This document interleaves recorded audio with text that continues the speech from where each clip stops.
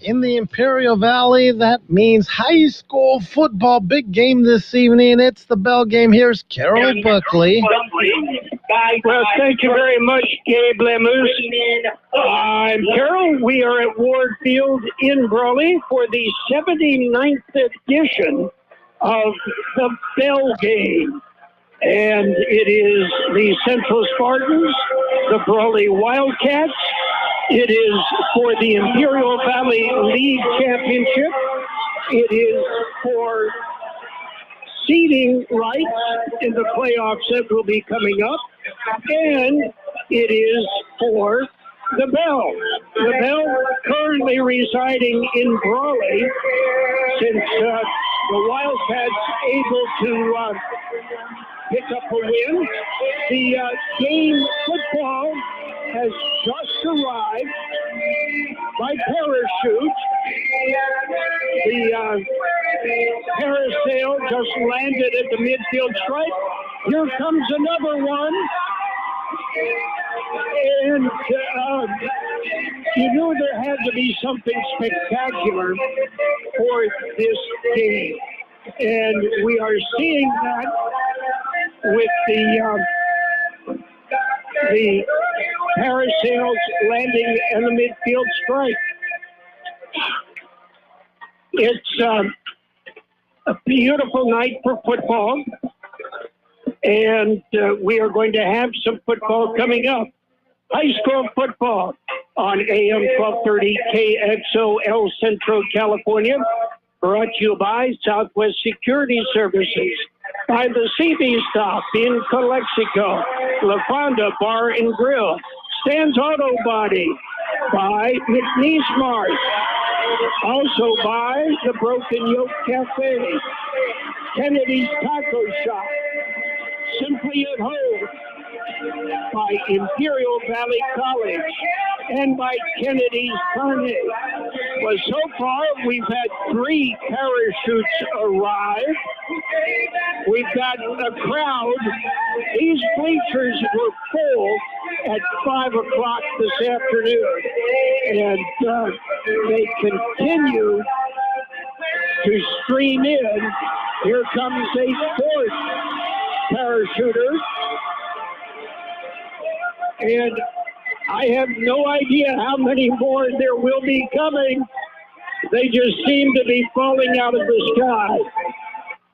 As we get started on our pregame festivities, let me introduce someone that I'm sure you remember. But tonight, handling the play-by-play chores for the 79th edition of the Bell Game Classic, it's Marco Peralta. Marco, are you ready for this? Of course, Carroll. It's the 100th edition of this game and at the same time 79th edition of the Bell Game. So we're pumped up. We're ready. It's a pleasure to be here with you. To be honest, I never thought I'd be on the airs of KXO again alongside you. And I told you before we were on the air. And when you told me about this, it's a dream come true, because when I was here in the Imperial Valley before I left to pursue my college degree and just obviously what I'm doing now, just being able to do a bell game alongside you, a true legend of the broadcasting world here in the Imperial Valley. So I'm really happy. I'm very honored and very humbled to be there alongside you, Carroll. Well, no, I am the one that is honored and humbled. I'm working next to a professional, not that John Triple isn't. We will explain. John is on the injured reserve list right now. John came down with a nasty case of shingles. Yeah. And here comes the American flag by parachute, sailing right in, dropping right at the 50-yard line. Incredible. And I love how you described how the flag was landing. Sound like you're doing like a baseball announcer. Perfect. It should be standing at attention with a hard salute. But an incredible start to this game. You can feel the electricity. You could feel it for the past week in both Brawley and in El Centro. Centro did something last night they haven't been able to do for about 4 years or so. They had a community pep rally. Yeah, it's good. And as we came into Brawley, you saw all the signs. Not so much welcoming Spartan fans, but saying, we're ready for you.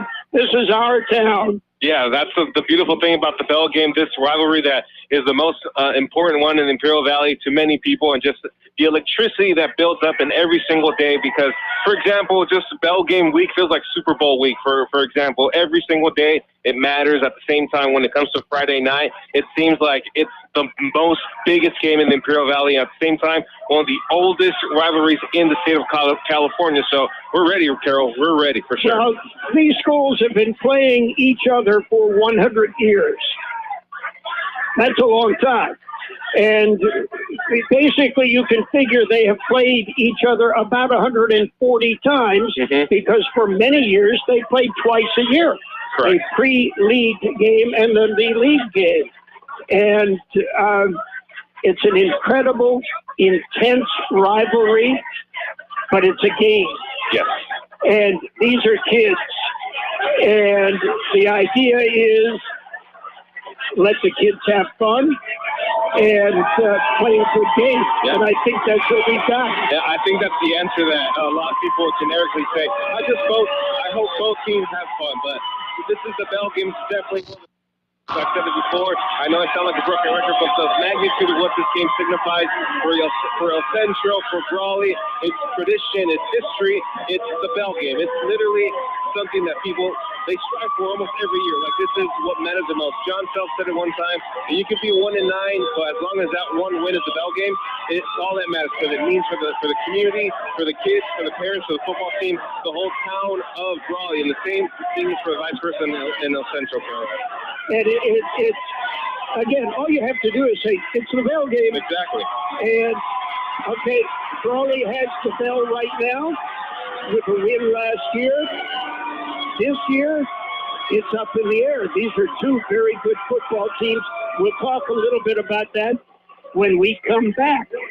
Kennedy's Taco Shop in the Acatio Plaza in El Centro, home of the 2 for $10 burritos and tortas, 99-cent fish tacos every day. You can enjoy with an ice-cold beer. And don't forget Kennedy's award-winning carne asada. They also have thrifty ice cream. Kennedy's Taco Shop is open Monday through Friday, 10:30 to 7, Saturdays 11 to 6. That's Kennedy's Taco Shop, 1560 Acatio Drive in the Acatio Plaza in El Centro.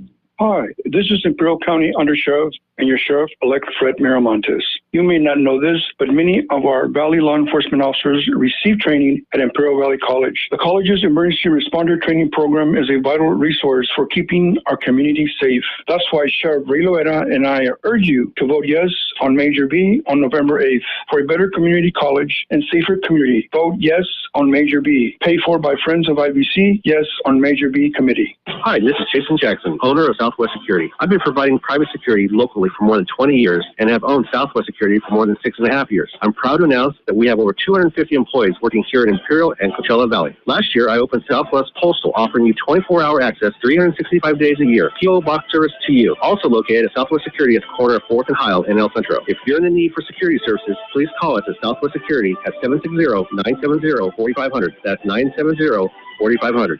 The CB Stop, located at the corner of Cole and Bowker Road in Calexico, is your one-stop location for ice-cold beer, wine, and your favorite beverages. They have a selection of sandwiches, chips, snacks, ice, and play the lotto, including Powerball and Mega Super Lotto. You can even get fishing bait and a fishing license. The CB Stop has it all, along with a gas station with diesel and a car wash. Open 24 hours a day. The CB Stop, located in Calexico at the corner of Cole and Bowker Road.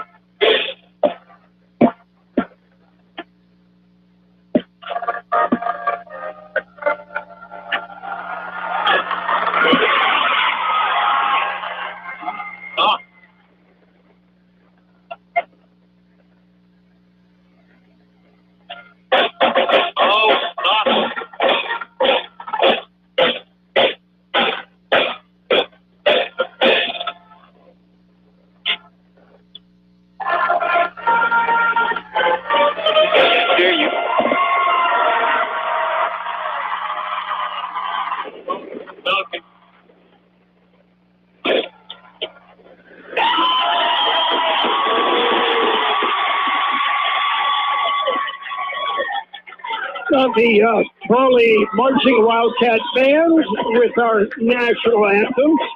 Okay, Marco, we've got a football game coming up. I have seen Centro 5 times. I've seen the Brawley Wildcats once. So I have an idea what they're going to be doing. Okay. You know Centro's going to be in the spread. Yeah. Okay, who's going to get the ball? When it comes to Central? When it comes to Centro. Sullivan. That's what we know is the go-to player when it comes to the Central Spartans. Sullivan be receiving as a running back, sometimes as a wideout. So definitely Sullivan is a player that's going to be on the lookout for the Central Spartans, Carroll. And the Central Spartans with a balance. They can throw. They can throw deep. They can throw over the middle. They've got a pretty balanced attack with that spread. And the spread is what gives Charlie Sullivan, the spread offense spreads out the defense. Sullivan able to get it into the middle where there are fewer players. For the Brawley Wildcats, they run the option. They've run the option forever. Yeah, traditional Brawley football, running the option up the middle, obviously on the outside of the line as well. So what can we expect of Brawley? Obviously, it's the option run that they traditionally do every game. Well, when we saw them against Southwest, yes, Tanner Carranza got the football. But they were able to open up a passing attack, take some of the pressure off of Carranza, and that was a dimension that we hadn't seen. They run an option. Now the word is RPO, run pass option. And they do it well. Their quarterback does it, Ethan Gutierrez, makes good, solid decisions. Yeah, the thing about Ethan Gutierrez, he's been playing in the Bell game for 4 years now. This is the 4th edition of the Bell game. So he knows how Centro is. They know how they do the play calls at the same time. He's just a smart player in general. He knows how to read the plays. At the same time, he knows when to make the judgment on running the ball or to pass it. So when you have a type of player like that, like Ethan Gutierrez under center, it's a great experience advantage for if you're Coach Self, the Brawler. And he knows whether to give the ball to Carranza or to follow Carranza into the hole. Exactly. And it's heady football player that, like you said, it's his 4th edition of the Bell game. And that, that's a lot of good, solid experience that will pay off. The captains are meeting in the center of the field with the white hat. And that would be John Seaman. And while John is talking to the captains, we'll remind you. Are you an enthusiastic sports fan? Want to have fun and get in on the action? Heck, yes. That'd be awesome. Have great attention to detail? Want to stay active? Definitely. Want to give back to the student athletes in your community? Obviously, yes. Then you'd make an excellent high school sports official. We need more officials in California, because with no high school officials, there are no high school sports. Sign up today at highschoolofficials.com. Wake up with Broken Yolk Café. Open daily at 7 a.m. Serving your favorite breakfast. From omelets, pancakes, eggs Benedict, waffles, and yes, Mexican breakfast too. Broken Yolk Café serves lunch till 2 p.m. From sandwiches, salads, and yes, of course, the all-American cheeseburger. Broken Yolk Café thanks you for voting us the best breakfast in town. Once again, you can order online at Broken Yolk Café El Centro or call 760-352-9655. Bo and his team of employees at Stan's Auto Body are constantly striving on giving you 100% satisfaction on getting your vehicle repaired and fixed right. Stan's Auto Body is grateful for the support they hear from the job they're doing and being highly rated with CarWise.com. Yes, accidents are disturbing, and Stan's Auto Body is here for you to ease the pain and fix your vehicle as fast as possible. Stop by at 1880 West Euclid Avenue in El Centro. Well, the coin toss was won by the Central Spartans. The Spartans elected to defer. They will kick off. They will go right to left across your radio dial as they kick off to the Wildcats. The Wildcats wearing blue with yellow numerals and the yellow helmets. The Spartans wearing all white, blue helmets, blue numerals, and they're ready to play. With them ready to play, let me introduce once again the play-by-play voice of the Central Spartans Brawley Wildcat Bell game tonight, Marco Peralta. I appreciate it, Carroll. It's an honor to be here and to be along your side. It's a really, really big dream come true. And we're ready, Carroll. 79th edition of the Bell Game, 100th edition of this rivalry, and we're set to kick off here in Warrenfield, the home of the Wildcats. Last year, the Brawley Wildcats took the bell away from the Central Spartans at Cal Jones Field, and obviously the Central Spartans that have that bitter taste of what happened last year, hoping to get it back and have, it's the bragging rights for seniors, Carroll. That's that. It matters to them that if they kept the bell or if they got the bell back to where they go to school. So we're ready here in Warrenfield, and we're ready for the kickoff, and here we go. 79th edition will be wide. It's going to go outside. There'll be a flag really quick on the field, so it'll give great field position for the Wildcats, Carroll. Well, the Spartans have used that short kick to their advantage many times this year. This year, he just kind of shanked it a little bit and went out of bounds, and they will put it in play first and 10 on the 39-yard line. Yeah, sometimes it's like their alternate version of the onside kick, Carroll. Depending on how it bounces, if it doesn't get caught by a Brawley Wildcat, they try to recover the football as much as they can. But here we go. Lining up are the Brawley Wildcats. They're going to be around the 40, to be about the 39-yard line in Brawley territory. So they're just trying to figure out where they're going to spot the football. Once again, the white cap for this game is going to be John Seaman. It is a hybrid crew. At the Brawley 40-yard line, first and 10.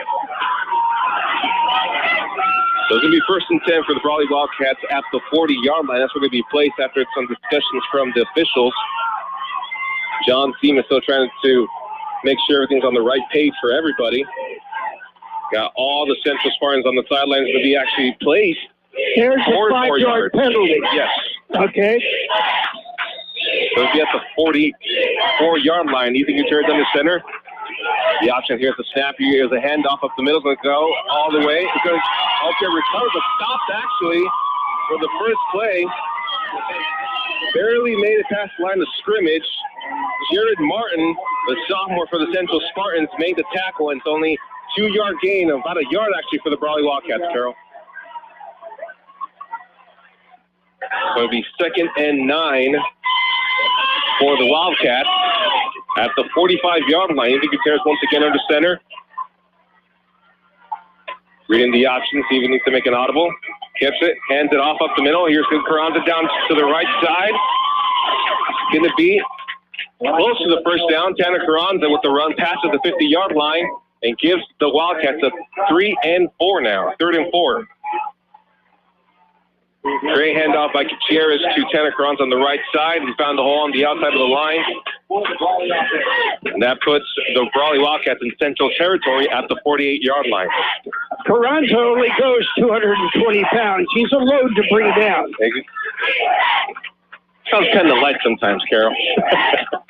48-yard line, 3rd down for the Wildcats. Another handoff by the Wildcats. Actually, Ethan Gutierrez is going to play. Throws it, almost loses it, and not going to get past the line of scrimmage. Not going to make it. And it's going to be Matthew Moreno.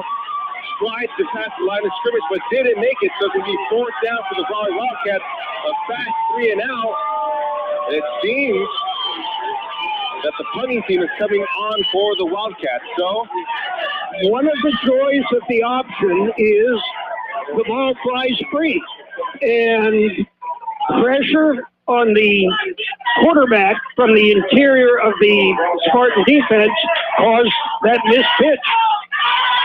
They read that play really good, Carroll, and then Matthew Moreno tried to recover and get it past the 10-yard line, but it didn't happen for him. So here's the punt by Brawley. It's a fair catch. Dribble all the way to the 15-yard line. So that is where the Spartans will be taking over in the first possession of the offense. So we're going to take a break here on Kxo AM 1230 in the bell game here at Warren Field. Kennedy's Taco Shop in the Ocotillo Plaza in El Centro, home of the 2 for $10 burritos and tortas, 99-cent fish tacos every day. You can enjoy with an ice-cold beer. And don't forget Kennedy's award-winning carne asada. They also have thrifty ice cream. Kennedy's Taco Shop is open Monday through Friday, 10:30 to 7, Saturdays 11 to 6. That's Kennedy's Taco Shop, 1560 Ocotillo Drive in the Ocotillo Plaza in El Centro. Back here at Warren Field, we have Damien Rodriguez in the shotgun. Receiver in motion, number 15, which is going to the right side, trips to the right, handoff up the middle, going to the left side, gets past the line of scrimmage all the way to the 20-yard line. It'll be a good 5-yard gain for Charlie Sullivan of the Central Spartans. Right away, Carroll handed off to Charlie Sullivan. I'm pretty sure Coach John Self knows the game plan for the Spartans besides that spread offense that they're really known for. Well, the Spartan approach is going to be, we're going to run Charlie Sullivan until you stop him. Yes. And that's the thing that it's a big key to this game, Carroll, is how you can contain him, because stopping Charlie is going to be really tough, but the important thing for Brawley is to contain him. Trips to the right, one man in motion. Spread offense. Morales is going to do a handoff now to Charlie Sullivan up the middle once again. It's going to get past the line of scrimmage. Third down. Gain about 3, so it'll be 3rd and 2 for the Central Spartans. You got number 54, William Enders, with the tackle for the Brawley Wildcats. It's a big play. If you're the Central Spartans, Carroll, you have to set the tone with the first down of the game. No matter how it happens, you have to set the tone with the first down. So 32 for the Central Spartans. 3rd and 3 is what they have on the scoreboard. 8:35 left in the first quarter. Tight formation. Wildcat snapped directly to Sullivan. And he's going to make it past the 10-yard marker, so it'll be a first down. So the height was directly to Charlie Sullivan. And it's a Central first down. You use the Wildcat in the short yardage situations like that. Why bother messing with a handoff when it's going to go to Charlie anyway? It seems like Davian is going to be next to Charlie Sullivan once again. So they got trips to the right. Lone receiver to the left, to the near side. Here's Damien with the snap. Looks down the field to his right side. Here's the throw to Charlie. He's going to be caught. And it's going to be barely across the line of scrimmage for about a 2-yard gain. So it'll be 2nd down for the Spartans.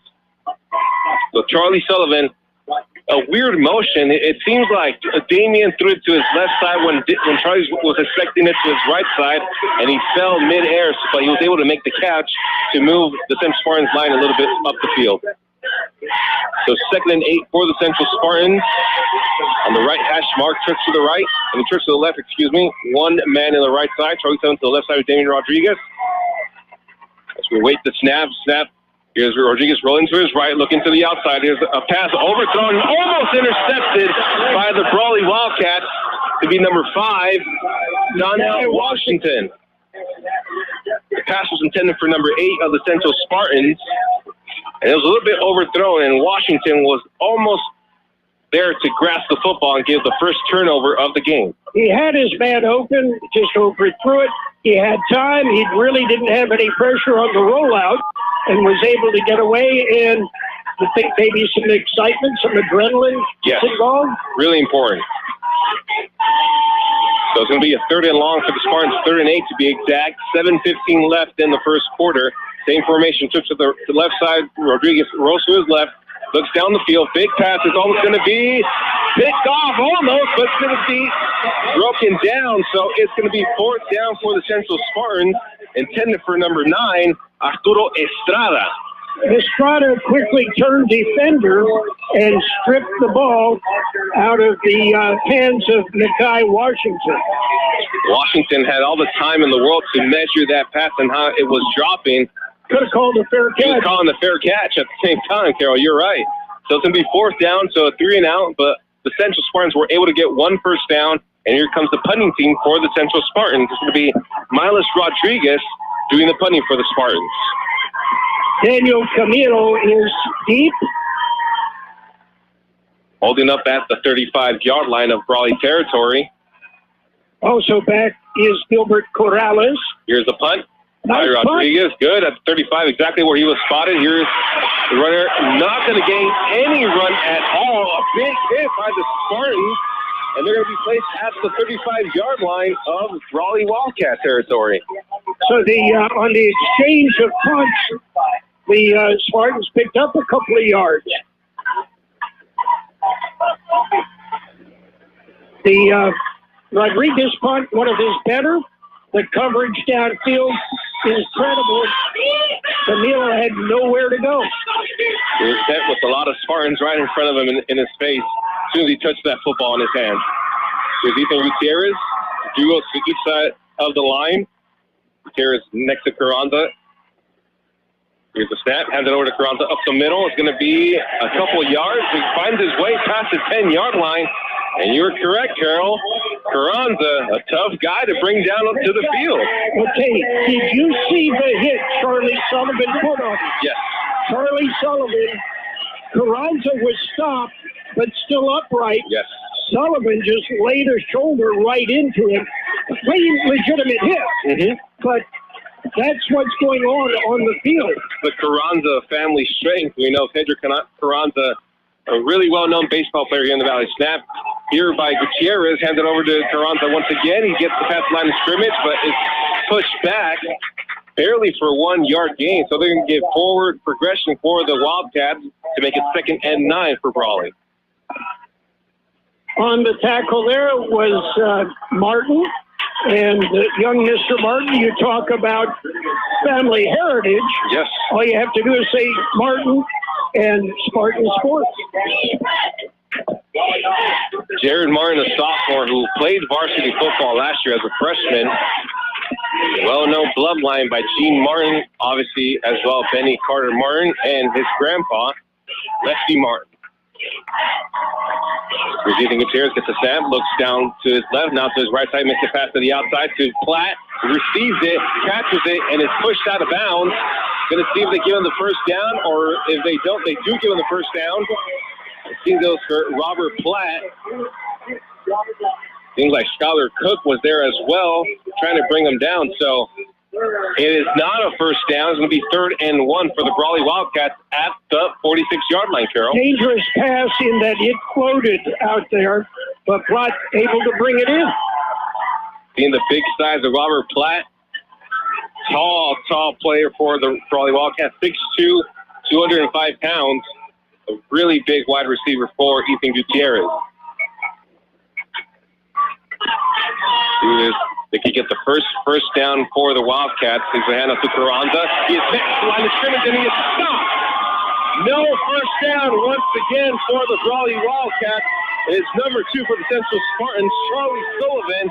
Tells them, I couldn't bring you down the first play, but now I do. No first down for you. 4th down for the Brawley Wildcats. You got 2 outstanding athletes. And they know each other. Yes. And they played against each other. And they're out pounding each other. They know the significance of this game, what it means for when they graduate high school. They have the bragging rights for their entire life. Down deep is number 8.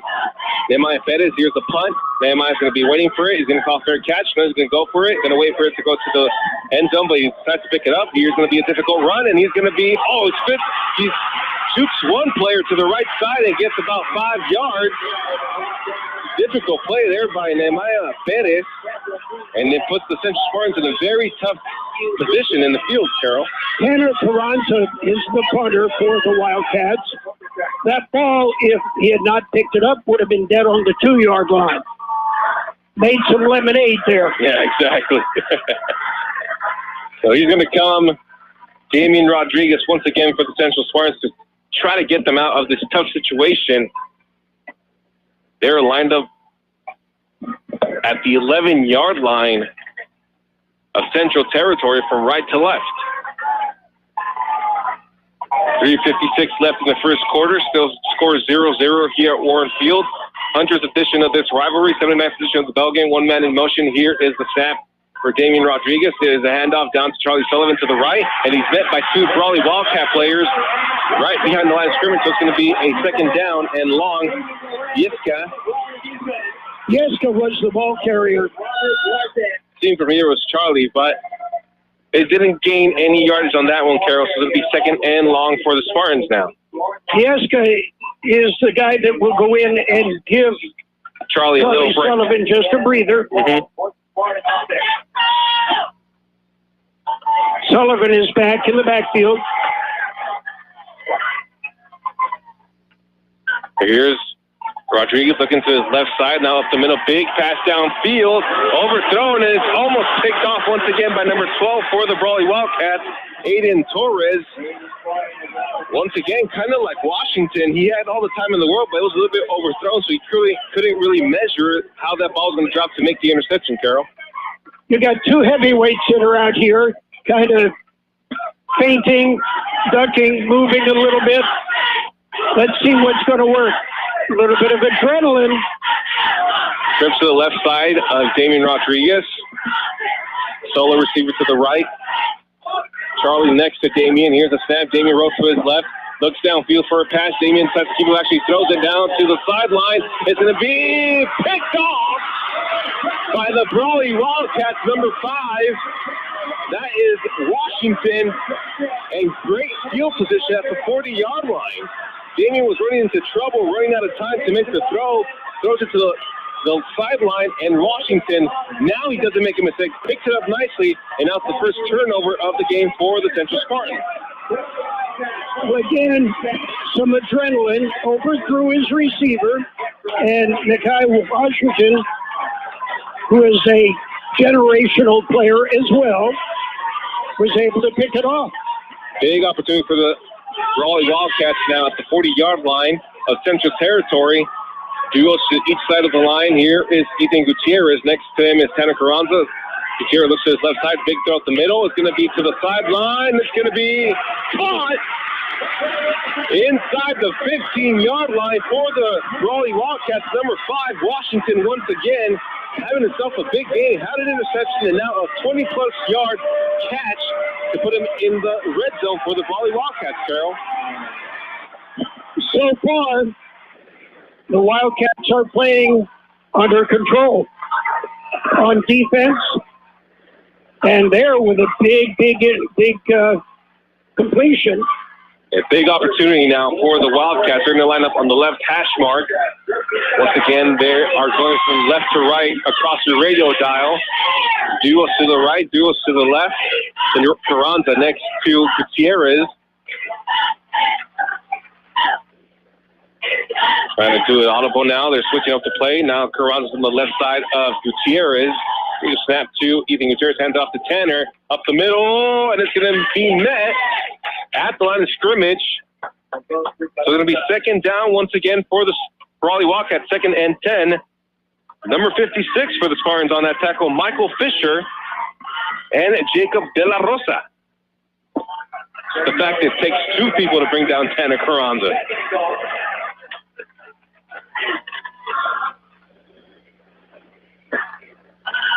Second and goal from just inside of the 10-yard line. Things are right at the 9-yard line. Second down for the Wildcats. Here is Ethan Gutierrez. Hands it off up the middle. Tanner Carranza. He will walk into the end zone for a touchdown, Brawley. So Brawley, off a handoff by Ethan Gutierrez, walks into the end zone for the first score of the 79th annual edition of the Bell Game, Carroll. You knew who was going to get the ball. Yeah. And he got the ball, and you couldn't stop him. And that was a big, it just sets now the tone of how they're trying to measure how both teams are going to be playing in this game. So far, Brawley's playing really under control, and a big interception by Washington. The kick, the PAT is up, and it is good. So it's 7-0 the score, 1:40 left in the first quarter.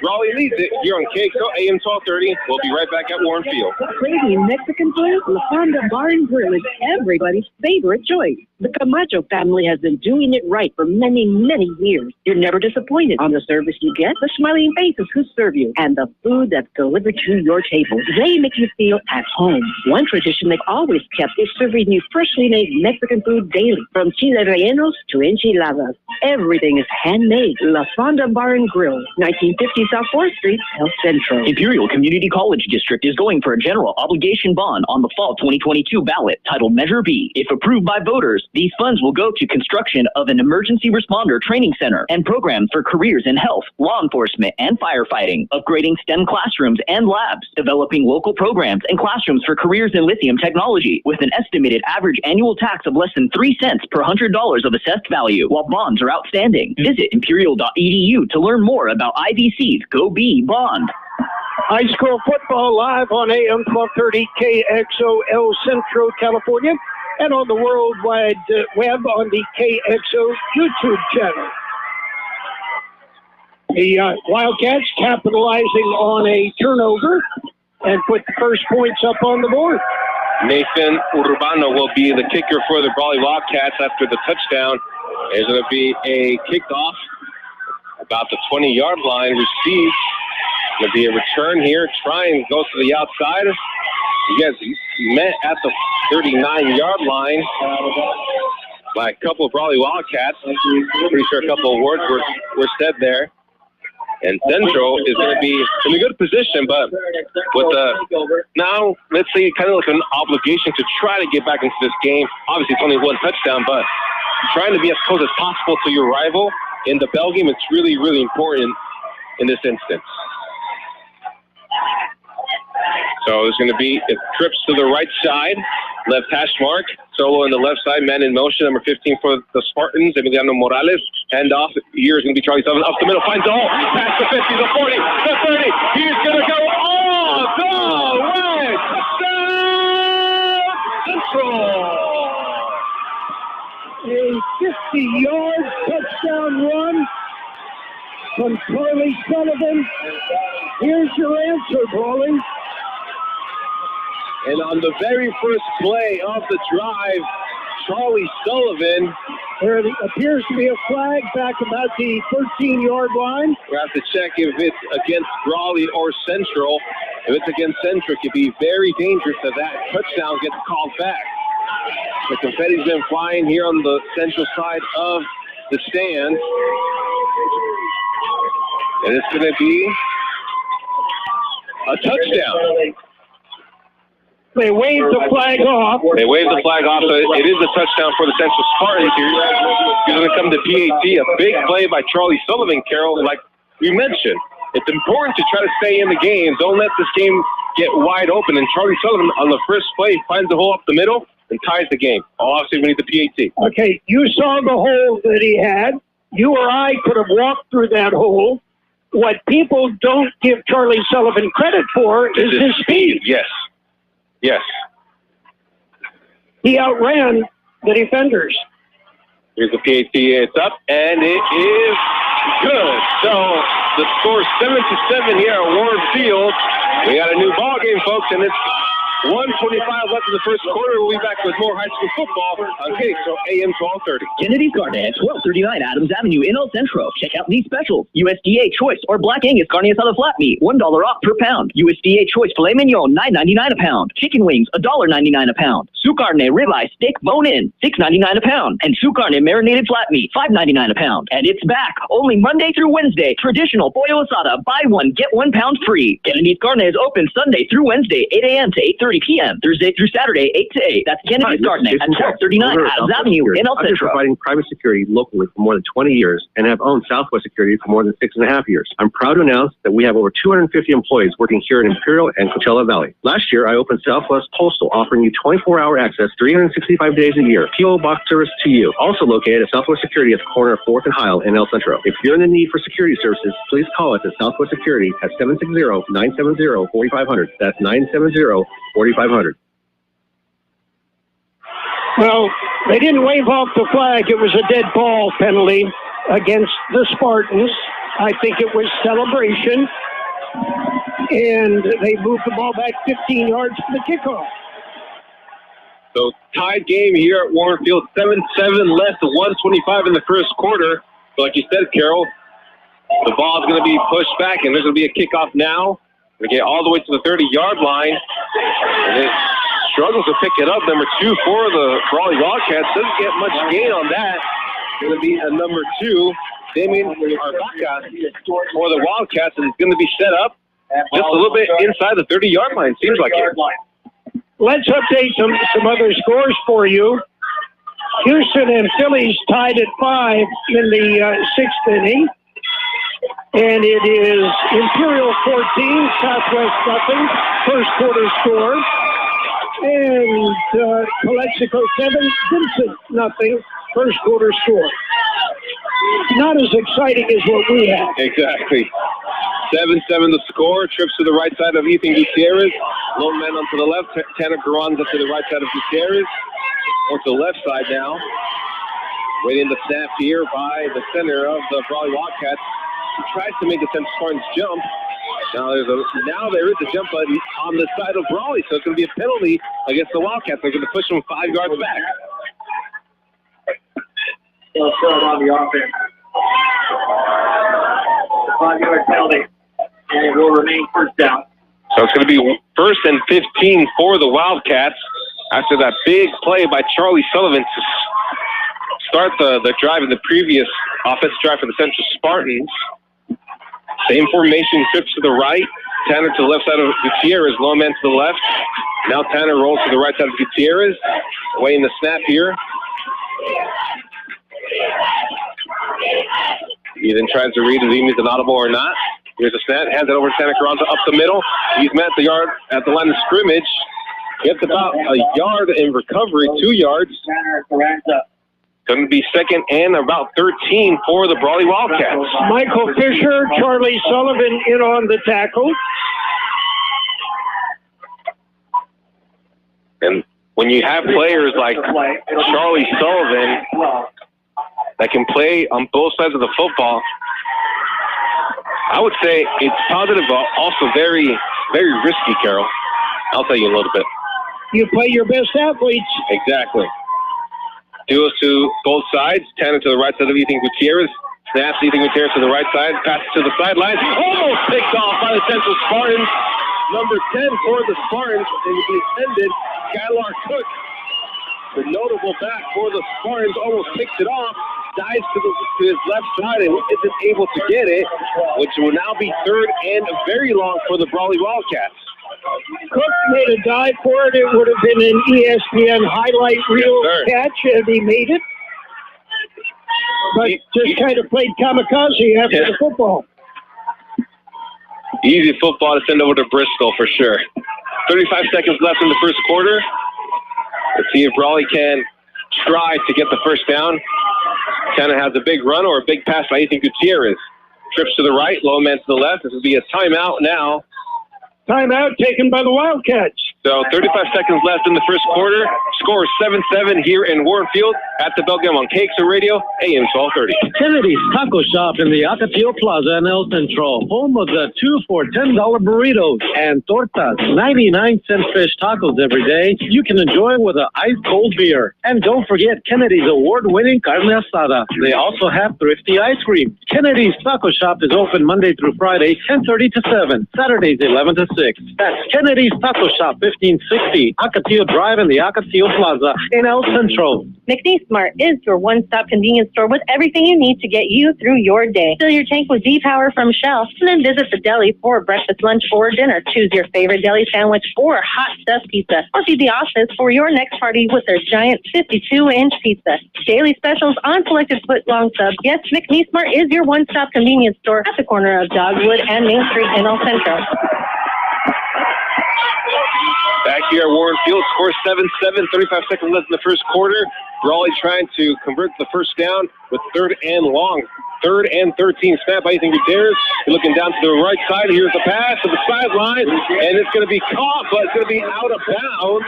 And it is incomplete. It's going to be incomplete, so 4th down. There's no flag on Ethan Gutierrez, so it's going to be a 4th down for the Brawley Wildcats, and here's going to be the punting team for the Brawley Wildcats now. Gutierrez was hit as he released the ball. Again, clean hit. Yes, sir. And he was flattened. 3 Spartans hit him at the same time.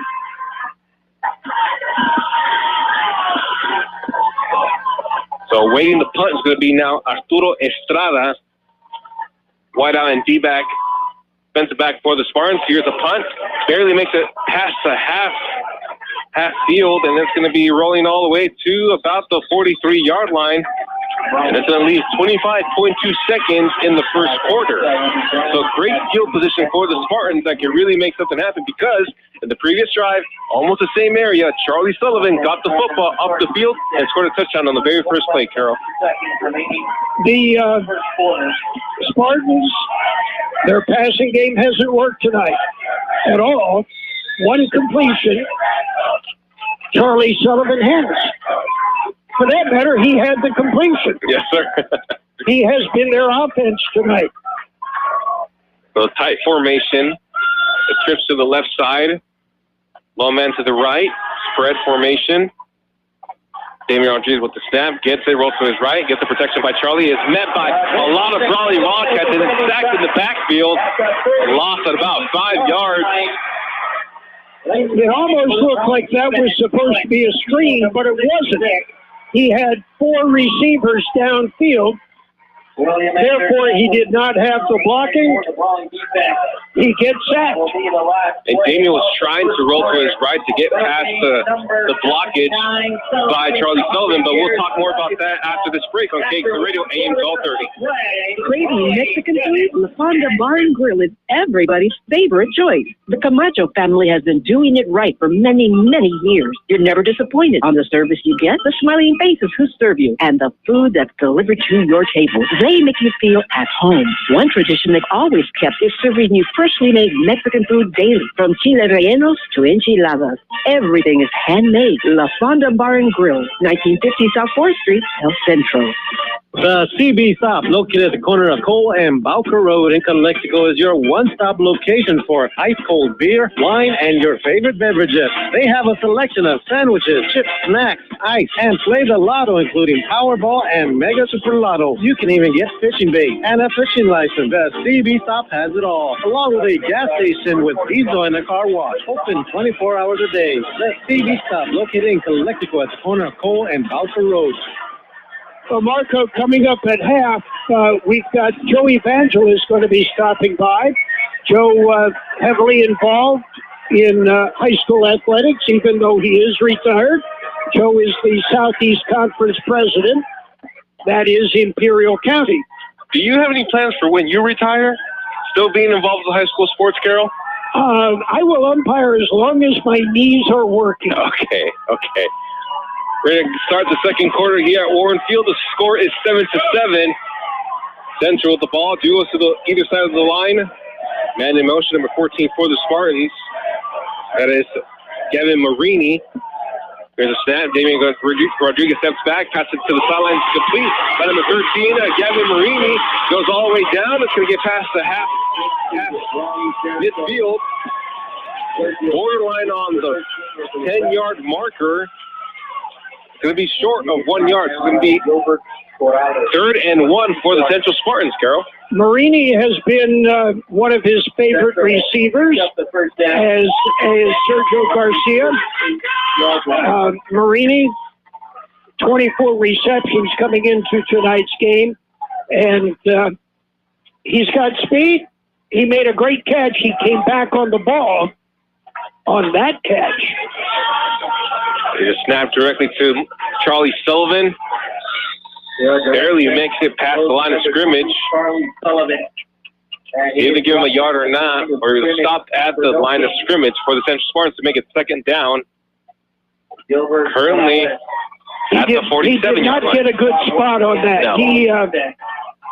He had at least a half yard more than what they gave him on the spot. But it seems they went back half a yard, so still 2nd and 10 for the Spartans. 3rd down. Here's a snap up the middle of Charlie Sullivan. Get past the line of scrimmage, makes it about 5 yards.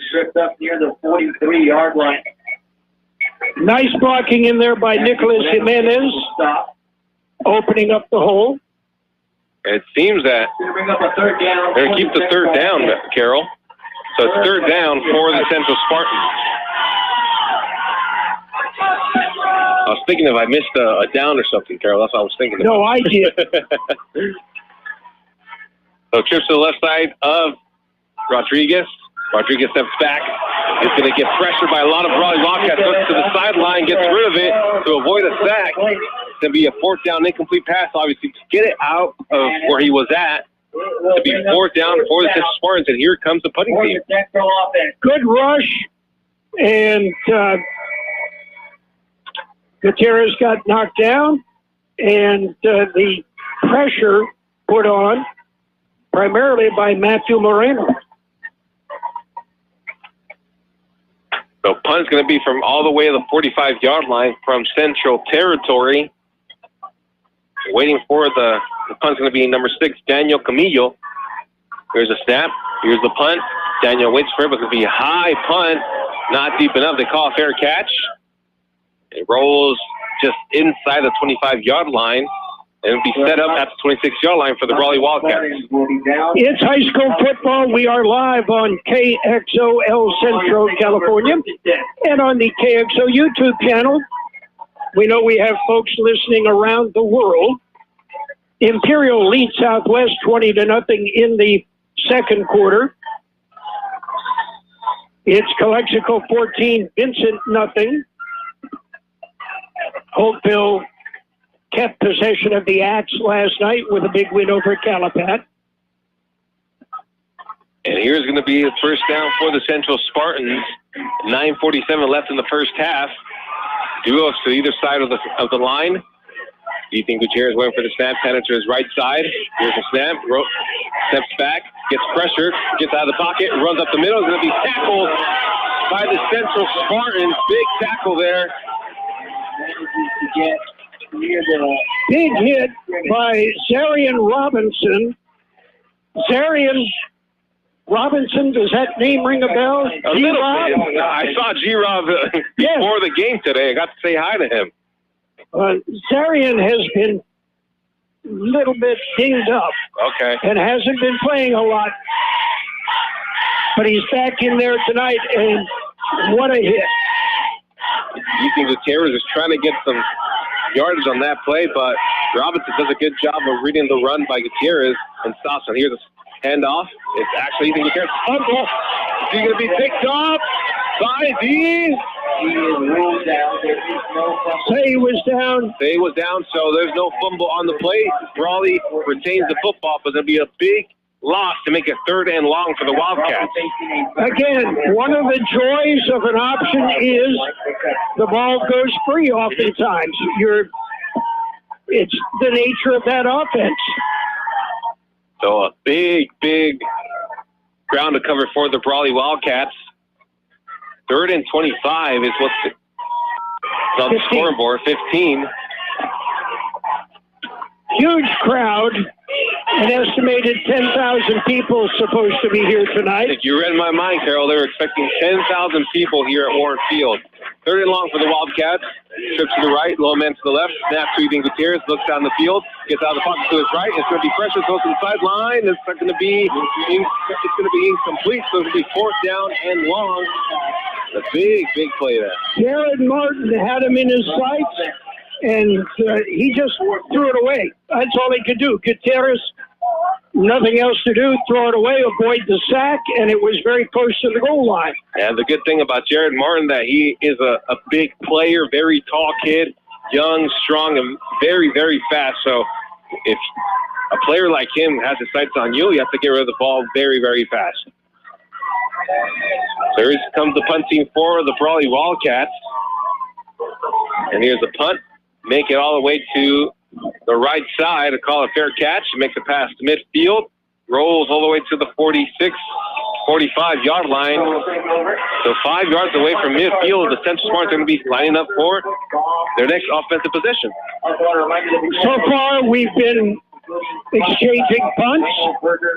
The Wildcats with a big pass completion that was finished off with a 9-yard run by young Mr. Tanner Carranza. The Central Spartans came back on the very next play, and it was Charlie Sullivan going 60 yards for the score to even it up. So spread offense, shotgun formation.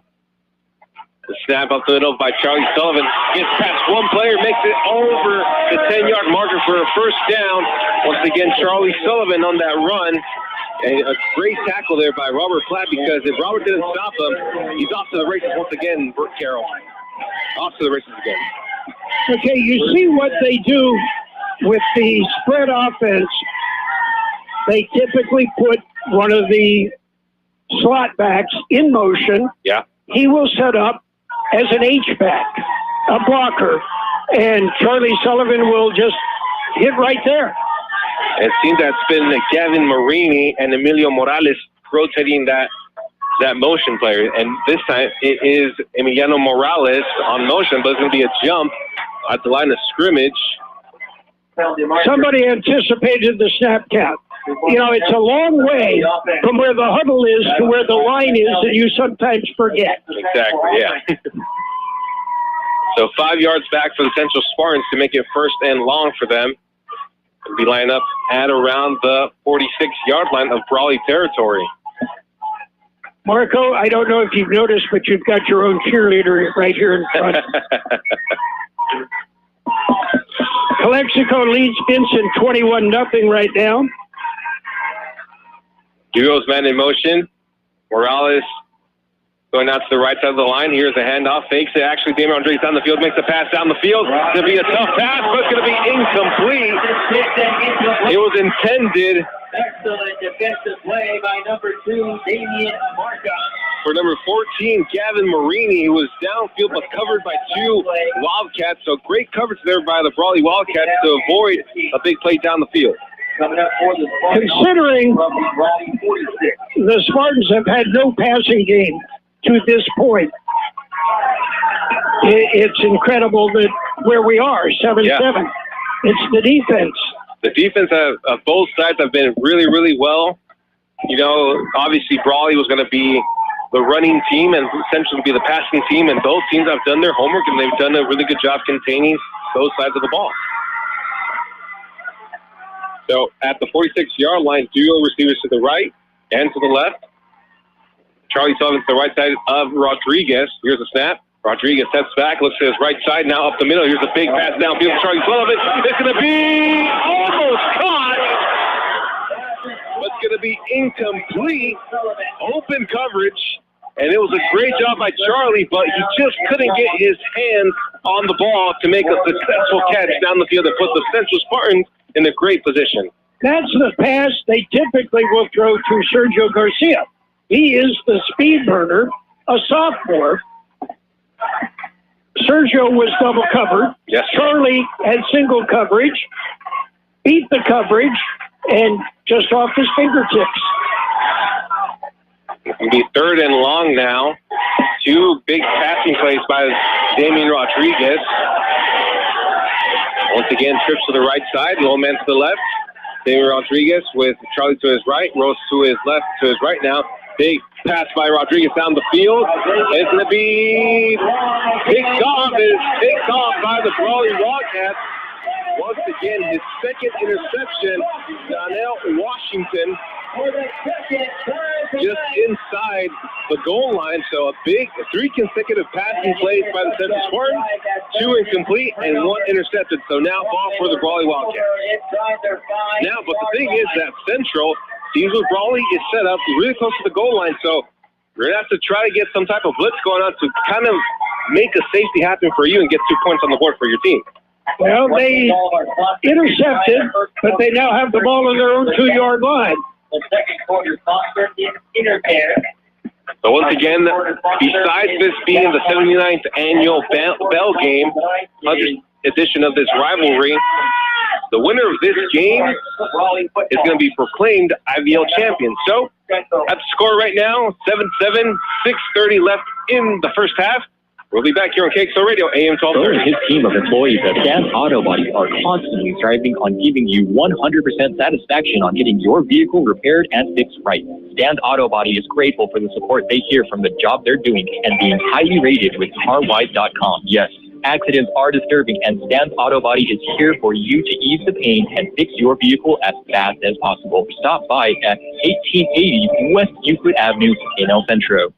Kennedy's Taco Shop in the Ocotillo Plaza in El Centro, home of the 2 for $10 burritos and tortas, 99-cent fish tacos every day you can enjoy with an ice-cold beer. And don't forget Kennedy's award-winning carne asada. They also have thrifty ice cream. Kennedy's Taco Shop is open Monday through Friday, 10:30 to 7, Saturdays 11 to 6. That's Kennedy's Taco Shop, 1560 Ocotillo Drive in the Ocotillo Plaza in El Centro.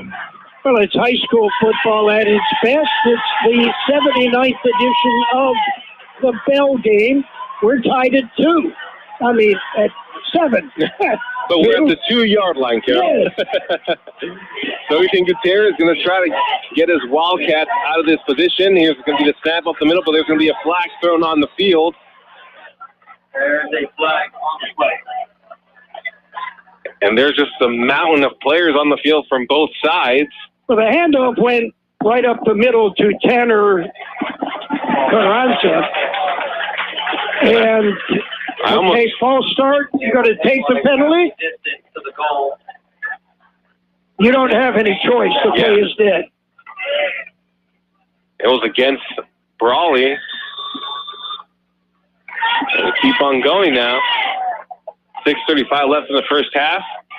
We almost saw athletic director Josh Wise run into that pile because just to avoid anything from happening between the players. Snap.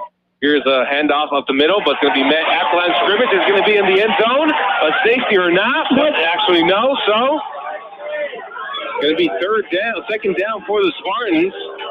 And we hear the Central crowd booing. They thought that was a safety. But now they're going to be at the 1-yard line. I would even say half yard.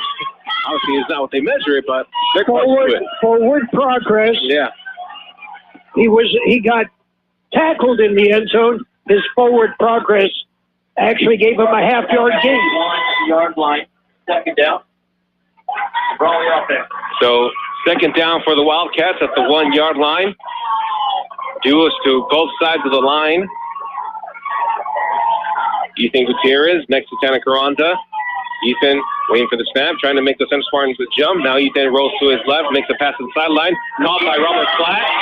And it's going to be a completion by number 17 of the Central of the Brawley Wildcats, Robert Platt.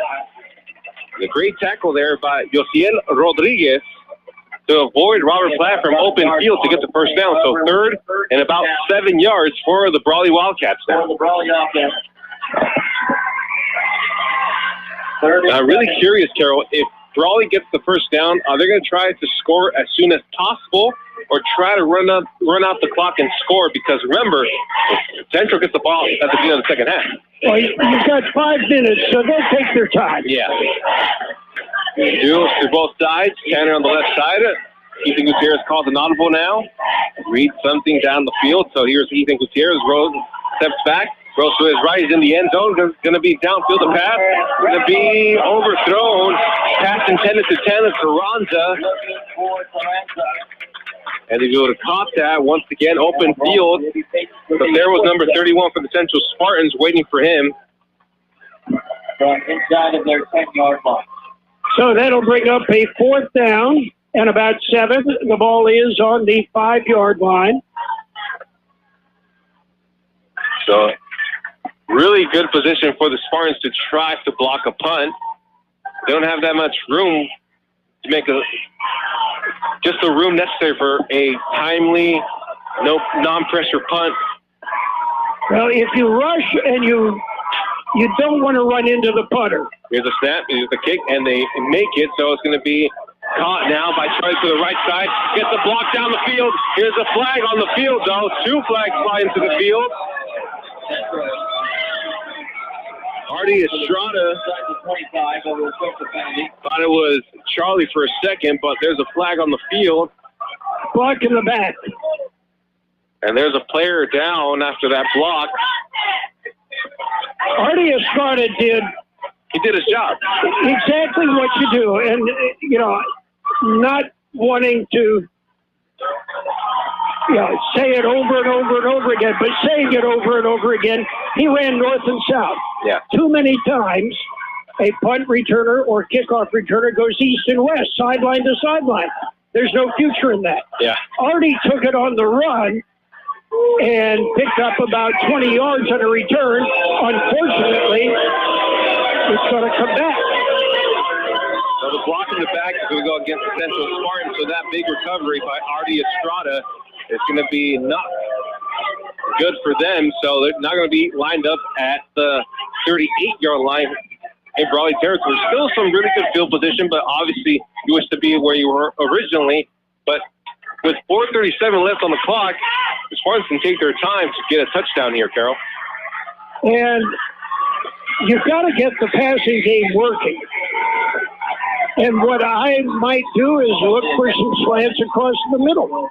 Something quick, short, because they've only completed that one pass, and that was out in the flat, short, to Charlie Sullivan. And what we've been seeing about those deep passes from Rodriguez is that they've been a little bit overthrown, they've been short or not on target, so they got to figure something out. Here comes 1 minute in motion for the Central Spartans, number 14, in the meet Marini with the snap. Rodriguez to Charlie Sullivan up the middle, gets a hole, but it's going to get about 3-4 yards on that carry to bring it second down for the Spartans. And again, did you see Marini stops, throws the block, and seals the hole that gives Sullivan 5 yards on the run? It's good for them, yeah. I am happy to pick up 5 yards every time I touch the ball. Any type of progression up the field is going to be good, and the fact that Gavin Marini is able to provide that type of blockage for the Central Spartans, it just helps the momentum for the running game for Charlie Sullivan. Now trip to the left side, lone man to the right. Here is, once again, a man in motion. Big handoff, big pass by Damian Rodriguez to the left side, and it's going to be almost caught, but it's going to be deflected once again by Washington. Washington having himself a big game, and once again, big pass down the field, not on target by Rodriguez. Not a good decision. And coach is talking to him about that right now. It'll be 3rd and about 5, and coach is talking to young Mr. Gutierrez Rodriguez right now. I would look for the Wildcat, and that's what I see. Charlie Sullivan. Yeah. He can pass, by the way. Goes all the way to his left, has some running room, but it's not going to get to the line of scrimmage. Makes it all the way to the sideline. Going to lose a couple yards and make it 4th down, and I'm pretty sure Coach Ruki Benya is trying to say to his player, what's going on? What's going on with your aim down the field? Because you only had one completion. I think he may be talking more decision than aim. That he has. Okay, these are high school kids. Mm-hmm. That's not Tom Brady out there. And the idea is don't throw it towards McKay Washington. Yeah. Okay? Find somebody else. Find your alternate receivers that you could make something happen. So here is going to be the punt by the Spartans. High punt. Barely makes it past the 20-yard line. Takes the central bounce. And it's going to be met at around the 15-yard marker for the Brawley Wildcats. 3:28 left in the first half. And here's going to come the Brawley Wildcats to try to get some points on the board because they know that the Central Spartans will be receiving the football at start of the second half. So again, the Wildcats with not very good field position, and their passing game has not been a whole lot better than Central's. Both teams have been depending on the running game for their offense. Here's Ethan Gutierrez, hands it off to Tana Carranza up the middle, is met by one Spartan, and is going to get tackled down for a gain about 2 yards to make it 2nd and 8 for the Brawley Wildcats. It seems that the clock is still running, so 3:15 left in the first half. See what kind of play is going to happen here. Wondering if Tanner's going to try to just stay up the middle or try to get some yards and then run to the sideline to stop the clock to help the Brawley Wildcats. Here it comes.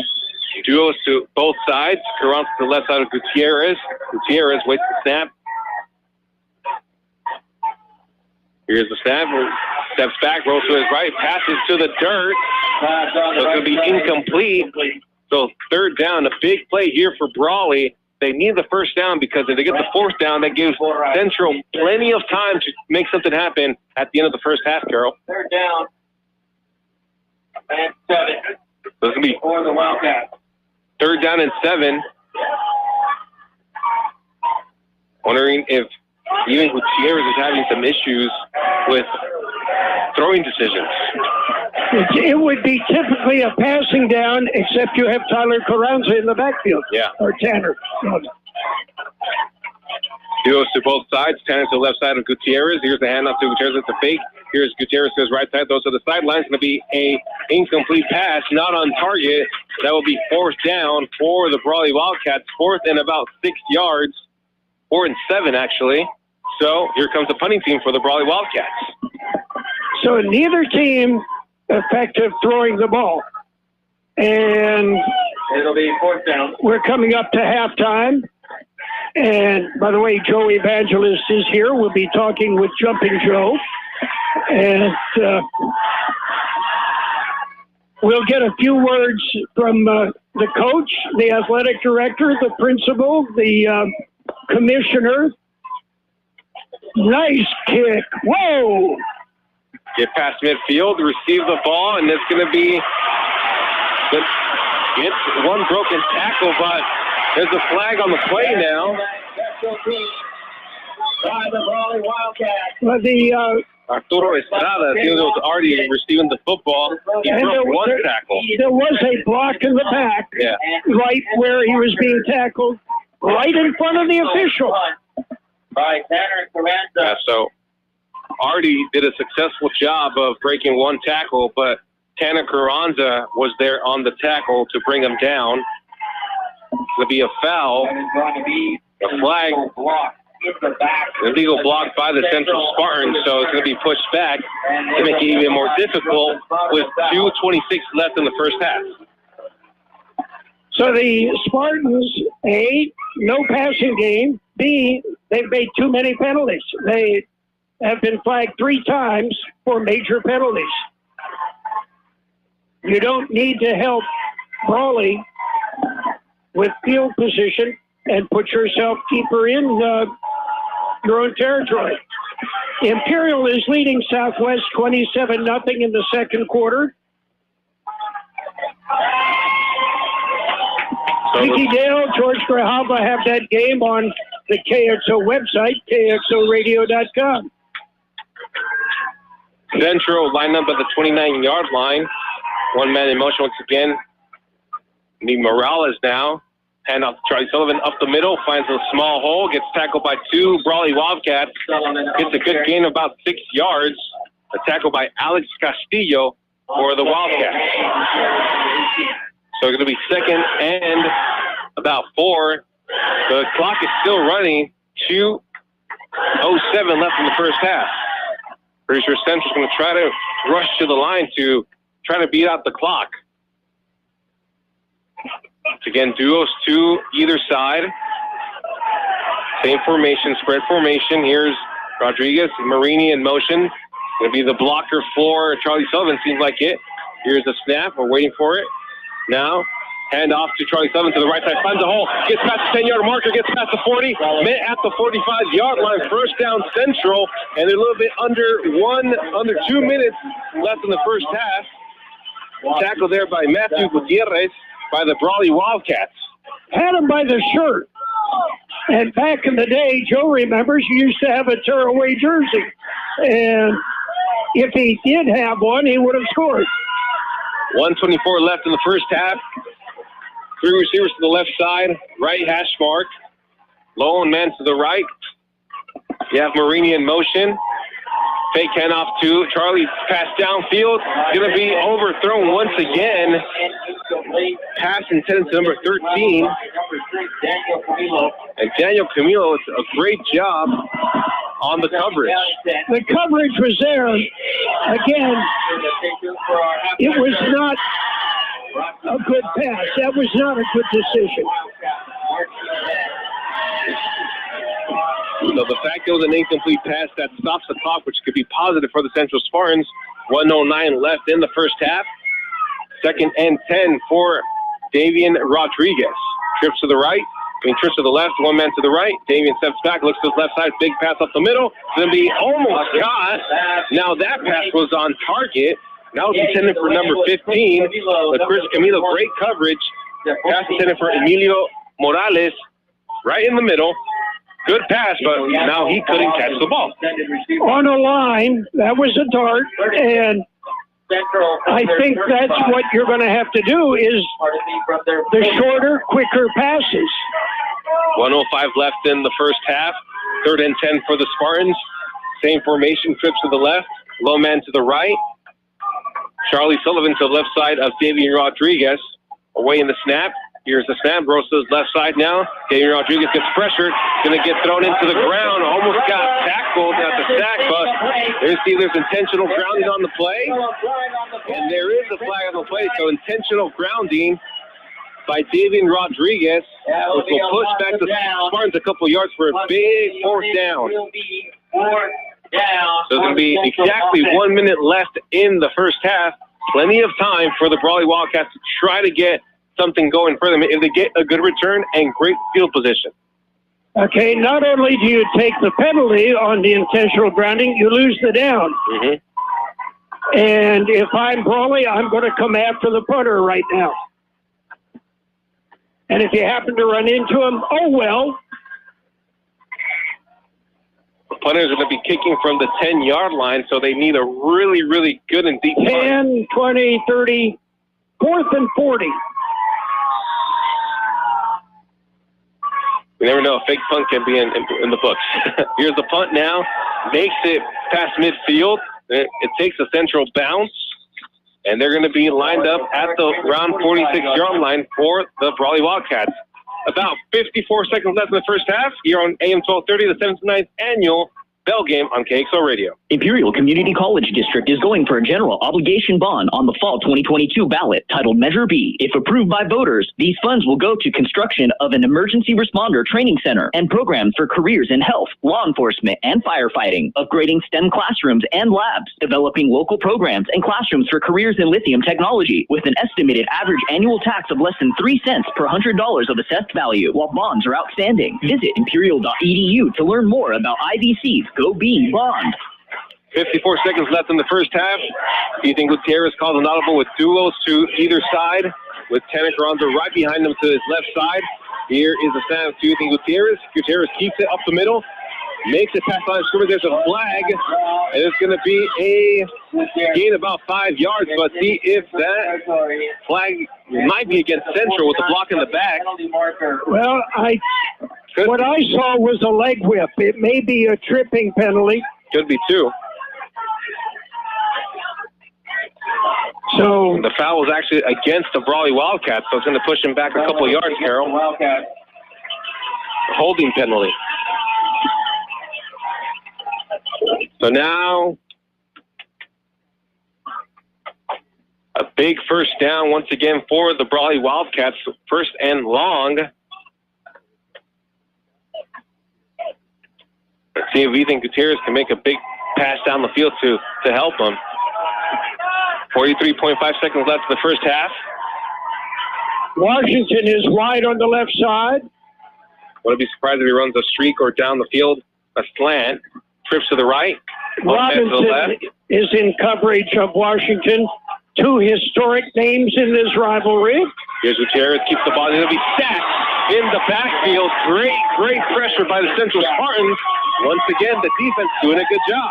Jacob De La Rosa shooting in, wrapping him up and dropping him.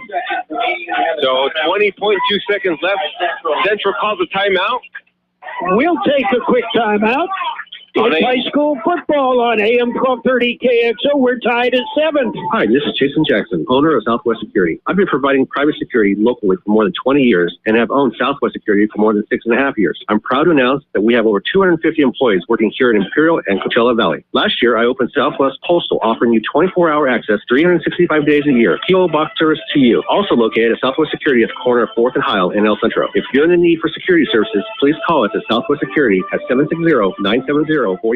That's 970-4500. You're listening to high school football on AM 1230 KXO El Centro and on the World Wide Web at kxoradio.com. Okay, Marco, you got second down and about 27 yards to go. Big second down for the Brawley Wildcats. 20.2 seconds exactly left in the first half. Now it makes you wonder if Ethan's going to take some decision of passing the ball or stick with what has worked for the Wildcats, the running game. 3 receivers to the right, 1 man to the left. And now John Seaman blows the whistle, and time to play football again. Here's a snap by Ethan Gutierrez, steps back, looks to his right, down the field, gets out of the pocket to his right side, gets pressured by 2 Spartans. Here's the throw to the sideline. There's going to be a flag on the field. Roughing the passer will be the call. Going to wait the call for John Seaman. So it is roughing the passer against the Spartans. So it's going to give some yardage for the Brawley Wildcats with 16.2 seconds left in the first half. Okay, that is the 4th major penalty against the Spartans here in the first half. I'm pretty sure a big topic of discussion come halftime. I know that for sure. I even wonder what Coach Evangelist would say to the players. Like, obviously, I was never had the chance to hear that, but I always wonder what type of speeches Coach Evangelist would give at halftime. I don't think we can put it on the air. So 16.2 seconds. Brawley lined up at the 44-yard line. First down. Yeah, trips to the right once again. Or Duos to the right. And Duos to the left. Santa Cruz to the right side of Ethan Gutierrez. Tight game here at Warren Field. Here, away in the snap. Ethan decides to call an audible, and now Ethan Gutierrez keeps the ball up the middle. Quarterback draw. To go all the way to the 49-yard line. The clock is still running, but now there's a timeout by the Brawley Wildcats. So we'll take a quick break here on AM 1230 KXO. Wake up with Kxo Café. Open daily at 7 a.m. Serving your favorite breakfast. From omelets, pancakes, eggs Benedict, waffles, and yes, Mexican breakfast too. Kxo Café serves lunch till 2 p.m. From sandwiches, salads, and yes, of course, the all-American cheeseburger. Kxo Café thanks you for voting us the best breakfast in town. Once again, you can order online at Kxo Café El Centro or call 760-352-9655. Kennedy's Taco Shop in the Ocotillo Plaza in El Centro, home of the 2 for $10 burritos and tortas, 99-cent fish tacos every day. You can enjoy with an ice-cold beer. And don't forget Kennedy's award-winning carne asada. They also have thrifty ice cream. Kennedy's Taco Shop is open Monday through Friday, 10:30 to 7, Saturdays 11 to 6. That's Kennedy's Taco Shop, 1560 Ocotillo Drive in the Ocotillo Plaza in El Centro. 79th edition of the Bell Game on AM 1230 KXO El Centro, California. We're tied at 7, coming up to the half. 10.2 seconds left in the first half. Potential big play. Scripted up for Santa Carranza or Hail Mary down the field by Ethan Gutierrez. We'll see duels to both sides. Standing to the right side of Ethan Gutierrez. Here's a snap, steps back in the pocket. Gutierrez to the right side is going to be caught.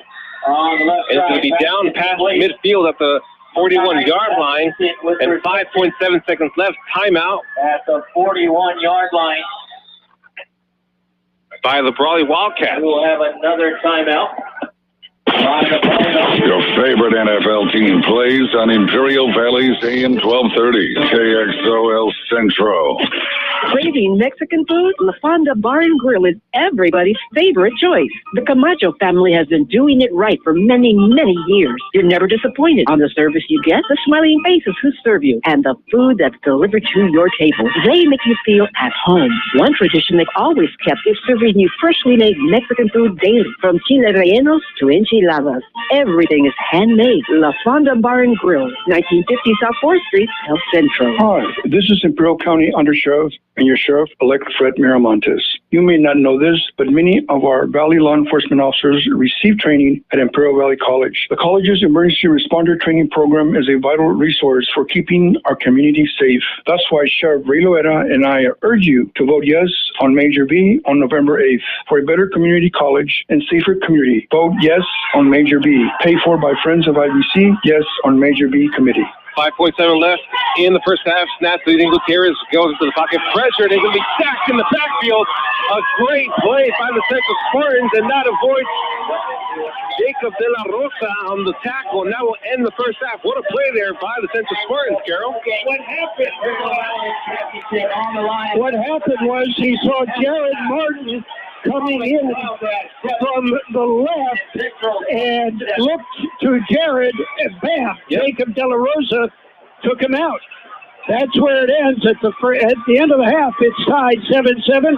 Coming up, we are going to visit with Joe Evangelist and find out what's happening at CIF in the various sports around the valley. Kennedy's Karne at 1239 Adams Avenue in El Centro. Check out these specials. USDA Choice or Black Angus Carne Asada Flat Meat, $1 off per pound. USDA Choice Filet Mignon, $9.99 a pound. Chicken wings, $1.99 a pound. Su Carne Ribeye Steak Bone-In, $6.99 a pound. And Su Carne Marinated Flat Meat, $5.99 a pound. And it's back, only Monday through Wednesday. Traditional Pollo Asada, buy one, get 1 pound free. Kennedy's Karne is open Sunday through Wednesday, 8 a.m. to 8:30 p.m. Thursday through Saturday, 8 to 8. That's Kennedy's Karne at 1239 Adams Avenue in El Centro. Hi, this is Jason Jackson, owner of Southwest Security. I've been providing private security locally for more than 20 years and have owned Southwest Security for more than 6.5 years. I'm proud to announce that we have over 250 employees working here in Imperial and Coachella Valley. Last year, I opened Southwest Postal, offering you 24-hour access 365 days a year. P.O. Box service to you. Also located at Southwest Security at the corner of 4th and Heil in El Centro. If you're in the need for security services, please call us at Southwest Security at 760-970-4500. That's 970-4500. We are at the half at Ward Field in Brawley. It's the bell game. At the half, it's 7-7. The Wildcats and the Spartans. Both teams scored on big plays. Brawley completed a 40-yard pass, took it down to the 9-yard line, and then Tanner Carranza carried it in for the 9 yards. The very next series, first play of the next series, it was Charlie Sullivan, 60 yards, untouched for the score. Yeah. So that's where we are. Joe Evangelist, okay. Coach, AD, principal, now you're the president of the Southeast Conference? That's what they tell me, yes. Okay. Yes. And what do your duties entail? Well, I work with the athletic directors of the 9 high schools very closely. I chair all our monthly meetings that we have around the various, we take turns going to each school, a new different site every month. And chair those meetings, and then I also have the duty of setting all the league schedules for all the sports.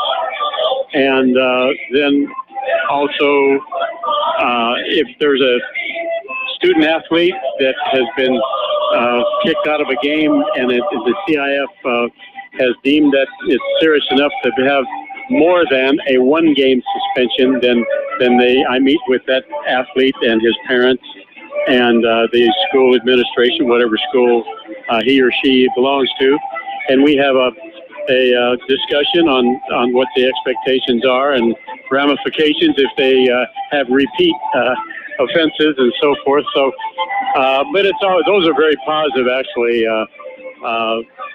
meetings that we have. But those are basically the duties that I have, and then of course showing up at games and watching the kids in the various sports. I just had the great fortune tonight to go to see Hopeville girls volleyball team play. They beat San Pasquale. They beat them in 3 games in a row. So Hopeville girls volleyball moves on. So that's fun. So you keep busy. I keep very busy. Yeah. It's great to be retired, is what you're saying. There you go. That's it. Yeah, I love it. Okay. Final week of the regular season. Yes. How do you determine, A, who's going to go to the playoffs, B, who are they going to play? Well, it's done now. I think a lot of people still don't quite understand the system that the CIF San Diego section uses. It's the schools just within the Imperial Valley League. They could be in various different divisional groupings for the playoffs, and they put in a division based on their record for the most current 3 years of their program. And that's where they're placed in a division. Then, as far as their division rank within a particular division, there's a power rank system that, depending on again how that team does in its won-loss record and their opponents, who they played, and how their opponents' won-loss record, and there's a numerical value placed on those, and it comes up to a point ranking, and that's how they're ranked within the playoffs. Right now, coming into this game in Division 3 in football, Centro was ranked 3rd, and Brawley is ranked 7th. As those two teams are in Division 3. And also from they're in Division 3. Yeah. And also from our area in Division 4, Palo Verde is seated 5th right now. Calexico is seated 8th. And then in Division 5, Vincent Memorial, going into tonight's game, had the 6th spot, along with Southwest, seated 9th. So that's the teams that we have in our league, in our area in Imperial Valley. They could be either in the Desert League or in the Imperial Valley League. But when it comes to the playoffs, everybody goes to one single playoff effort. Okay, one of the pleasant surprises this year is Calexico. Yeah, they have the coach under Coach Solano has he's been there now for what is it, his 3rd or 4th? I think maybe his 4th year, and I think he's starting to establish some things there, and they've improved a lot. I haven't had the opportunity to see them play a game earlier this season up at they played O'Farrell Academy up in San Diego. It was a day game, and saw some good things from the Bulldogs. Another, disappointment. Southwest. Division 5 for a big school. And, they've had their problems. I guess the state championship about 5 years ago just kind of emptied the tank. Well, they had a great class. We know that, and we saw those kids, the Saicons and the Cordovas and several of those are just two of the names that popped into my head. Youngers, of course, what a player he was. And that group was outstanding, coming up all the way through the Pop Warner ranks all the way, and they stayed together along with several other kids, and they had a great run there at Southwest. But it's been pretty bare pickings since then. They've had a tough time, and there's no disputing that. All you got to do is just look at the record and see. But we're just hoping that they can build on whatever foundation they've established and get better.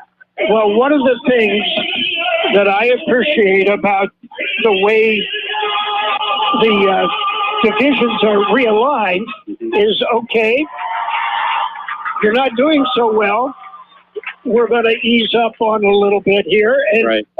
Now you're a Division 5 school, which means you've got a chance to start building. Exactly. That's the thing about this. Jerry Sneap, our former commissioner, is the one that several years ago instituted this change in the way we do it. And I think it's been a very positive thing overall, not just in football. I'm talking across the board, boys and girls sports, all the way up and down the line, fall, winter, and spring. It's given schools an opportunity to experience playoffs that maybe years gone by they hadn't had that. So I'm all for it. I'm sold on the way we do it.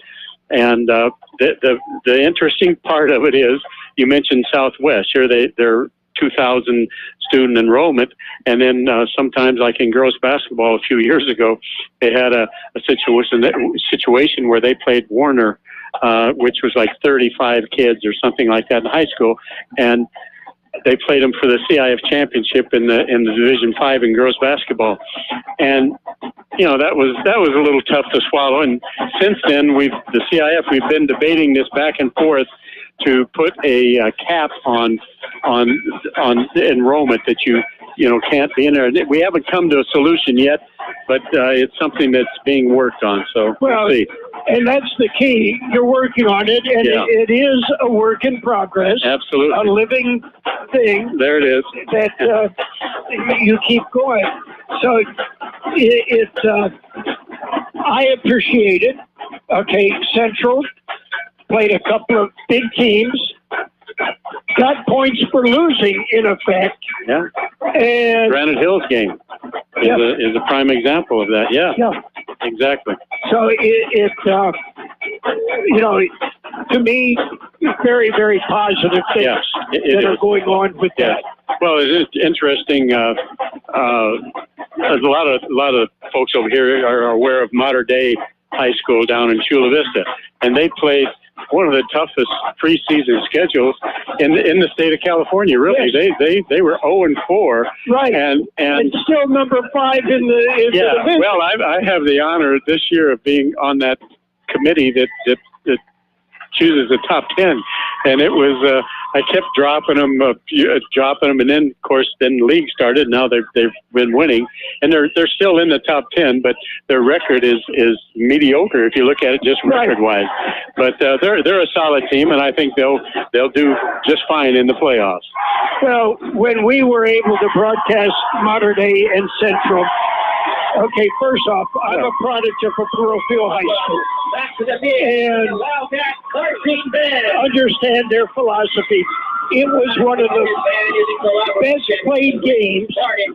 The sportsmanship, if you saw on the field, was incredible. Yes. It was, okay, I'm going to knock your socks off, and then I'm going to help you up. There you go. Yeah. And they were doing it. Yes, I saw that game. It was over here at Central, and it was a well-played game, and Modern Day showed what they have and who they are, and it was a good game for Central to experience what a team with those kind of athletes looks like, and that kind of competition that you want to strive to play against. It's a type of team that can just keep coming at you. Yes. Yeah. So we'll put in the third string. Yeah. And there's no drop off in skill. Exactly. Or size. Yeah, really. Okay. Anything else, Joe? Well, everybody, you're looking good. You've lost weight. You've kept it off. I'm working on it. Okay. It's a day in progress, or daily. Another living document. That's what it is. Those are the words. Yeah. But no, everything's going well. We got some teams in the girls volleyball doing well. Imperial and Central play tomorrow, not against each other, but they're still alive in their division. And Hopeville, like I mentioned earlier, they won 3 games in a row. Quick demise of San Pasquale High School out of Escondido. So that's positive. And we had a great girls tennis season. We had in the open division, Vincent Memorial, who's been a powerhouse in our valley for years in girls tennis, and boys for that matter. But they got beat in the first round, but they were in the open division, which is the top 8 teams in San Diego County and Imperial County, obviously. So we've done very well this fall. It's been a fun fall, and anxious to see this playoffs start for football. It's always a fun time. Always a fun time. And I have to get a couple of words in. The officiating in Imperial Valley is second to none. I tell you, it's these guys have done a tremendous job. And, since you brought up officiating, if there's any young man or woman out there that has a love of sports and football, volleyball, track, baseball, softball, you need to get in contact with your local school's athletic director if you don't know who to contact from the Officials Association. But we're in great need of officials, and it's throughout San Diego and Imperial County. Well, it's everywhere. It's everywhere, and we need to keep it going, because without the officials, we ain't got no games, you know. And exactly. So we got to have them. And these, getting back to your point, Carroll, our local people, I'll take Imperial Valley reps over anybody. I'll match them up with anybody in San Diego. They do a great job. I have worked with San Diego officials in baseball and in softball, and they are no better. Yeah, no, and we do a great job over I'm here. not knocking them. I am saying the Imperial Valley officials work very, very hard and are good. Yes, very they are. good. Well, namely in football, we got Alan Phillips and John Seaman are the heads of the association. Those guys are so professional. They just do a tremendous job. Just the fact that we are in constant weekly in touch with Alan, with the assigner for officials, and all the schools have been very cooperative this year, because we've had to move games to Thursday nights and then a couple, 3 on Saturdays. And it's been a real great effort on everybody to make it work. Trust me, I'm in touch with Alan every week as well. Yeah, he's where are we going to be and what day are we going to be? Yeah, so, Joe, it's always a pleasure visiting with you. Same here. Okay. When did you coach at Calexico? Well, I started out there in 1969. Before I was born. Yeah, I hear you. But the big year we had was I left after the 1 year and was up in Riverside. On your own accord? Oh, yeah. Okay. I left and went up to Riverside with Joe Incero, who was a former coach at El Centro and Calexico for that matter. And then I went over to Los Alamitos in Orange County for a couple of years. And then the head job opened up at Calexico. I had the great fortune of getting it as my first head coaching job, and went back and had that great year at Calexico in '74. So it was, I still contact those boys. It was a great year. I was telling Marco on the way to the game tonight that I remember the 3 generations of evangelists on the sidelines at Centro. Yeah. My dad and Steve and I, and then our boys. So yeah, that was. Okay. We got a lot of history here in Imperial Valley, that's for sure. Okay. So it's always a pleasure. Yes. Thank you for stopping by. Appreciate it. And any, what adjustments are you going to make? Well, I tell you what, I'd do something. I got to get the ball in Charlie's hands a little more on offense. You know, the passing is a little bit erratic, and I think a little bit erratic. I'm being nice, but well, in fact, on the one they should have had another touchdown, or kind of skipped off his fingertips there. But I think it's going to be good. And Brawley's done a good job. This is a typical Bell game. I mean, these kids on both sides, they're getting after it. You don't have to worry about the want to. Both sides got a lot of want to. It's just a break or two either way, and it could score some touchdowns. So let's hope we see some more in the second half. Okay, Joe, always a pleasure. That's Joe Evangelist, and we are at the half. It is tied. The Bell game, 7 for Brawley, 7 for the Centro Spartans, and we'll be back with more on AM 1230 Kxo El Centro. Craving Mexican food? La Fonda Bar Grill is everybody's favorite choice. The Camacho family has been doing it right for many, many years. You're never disappointed on the service you get, the smiling faces who serve you, and the food that's delivered to your table. They make you feel at home. One tradition they've always kept is serving you freshly made Mexican food daily, from chile rellenos to enchiladas. Everything is handmade. La Fonda Bar Grill, 1950 South 4th Street, El Centro.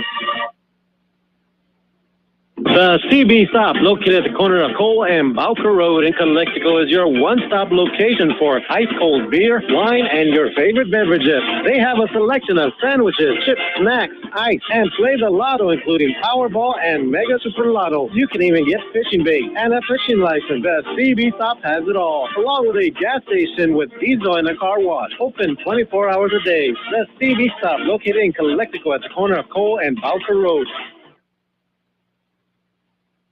Wake up with Broken Yolk Café. Open daily at 7 a.m. Serving your favorite breakfast. From omelets, pancakes, eggs Benedict, waffles, and yes, Mexican breakfast too. Broken Yolk Café serves lunch till 2 p.m. From sandwiches, salads, and yes, of course, the all-American cheeseburger. Broken Yolk Café thanks you for voting us the best breakfast in town. Once again, you can order online at Broken Yolk Café El Centro or call 760-352-9655. And it is high school football. We are live on AM 1230 KXO El Centro, California, and on the KXO YouTube channel. We've told you our score here is 7-7. At the half, Imperial leads Southwest. Okay, into the third quarter. It's Imperial 27, Southwest 7. So the Eagles have gotten on the board. The last score we had, Calexico leads Vincent 27-7. Okay, Marco, your impressions of the first half. Yeah, the first half, we've been talking about it, Carroll, how both teams have been struggling to find their passing game the whole entire game, and they've been depending a whole lot more on the running game. So it's really important that Coach John Southig or Brawley to try to find Ethan Gutierrez a little bit more comfort when it comes to throwing the football. He's tried a couple times, but hasn't been very well. And now with Davian Rodriguez, he as well hasn't had a great game when it comes to passing. He's only had one completion. So the thing about can be the determining factor for both teams is who gets to get a passing touchdown. It could come down to that, Carroll. It could. It's exactly right, and we're going to have to see Damian Rodriguez be a little bit more accurate, and maybe make a little bit better decision as to throwing into coverage. And again, my take on let's throw a couple of quick short passes. Yeah.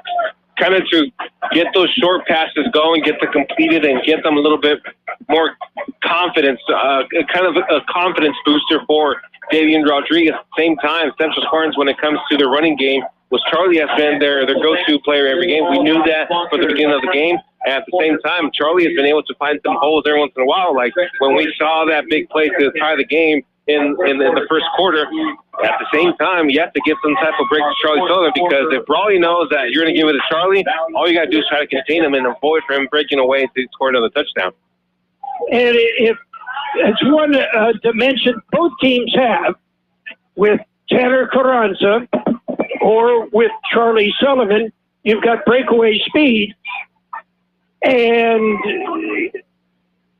there's not a thing wrong with just keep pounding the ball. Yeah, nothing wrong.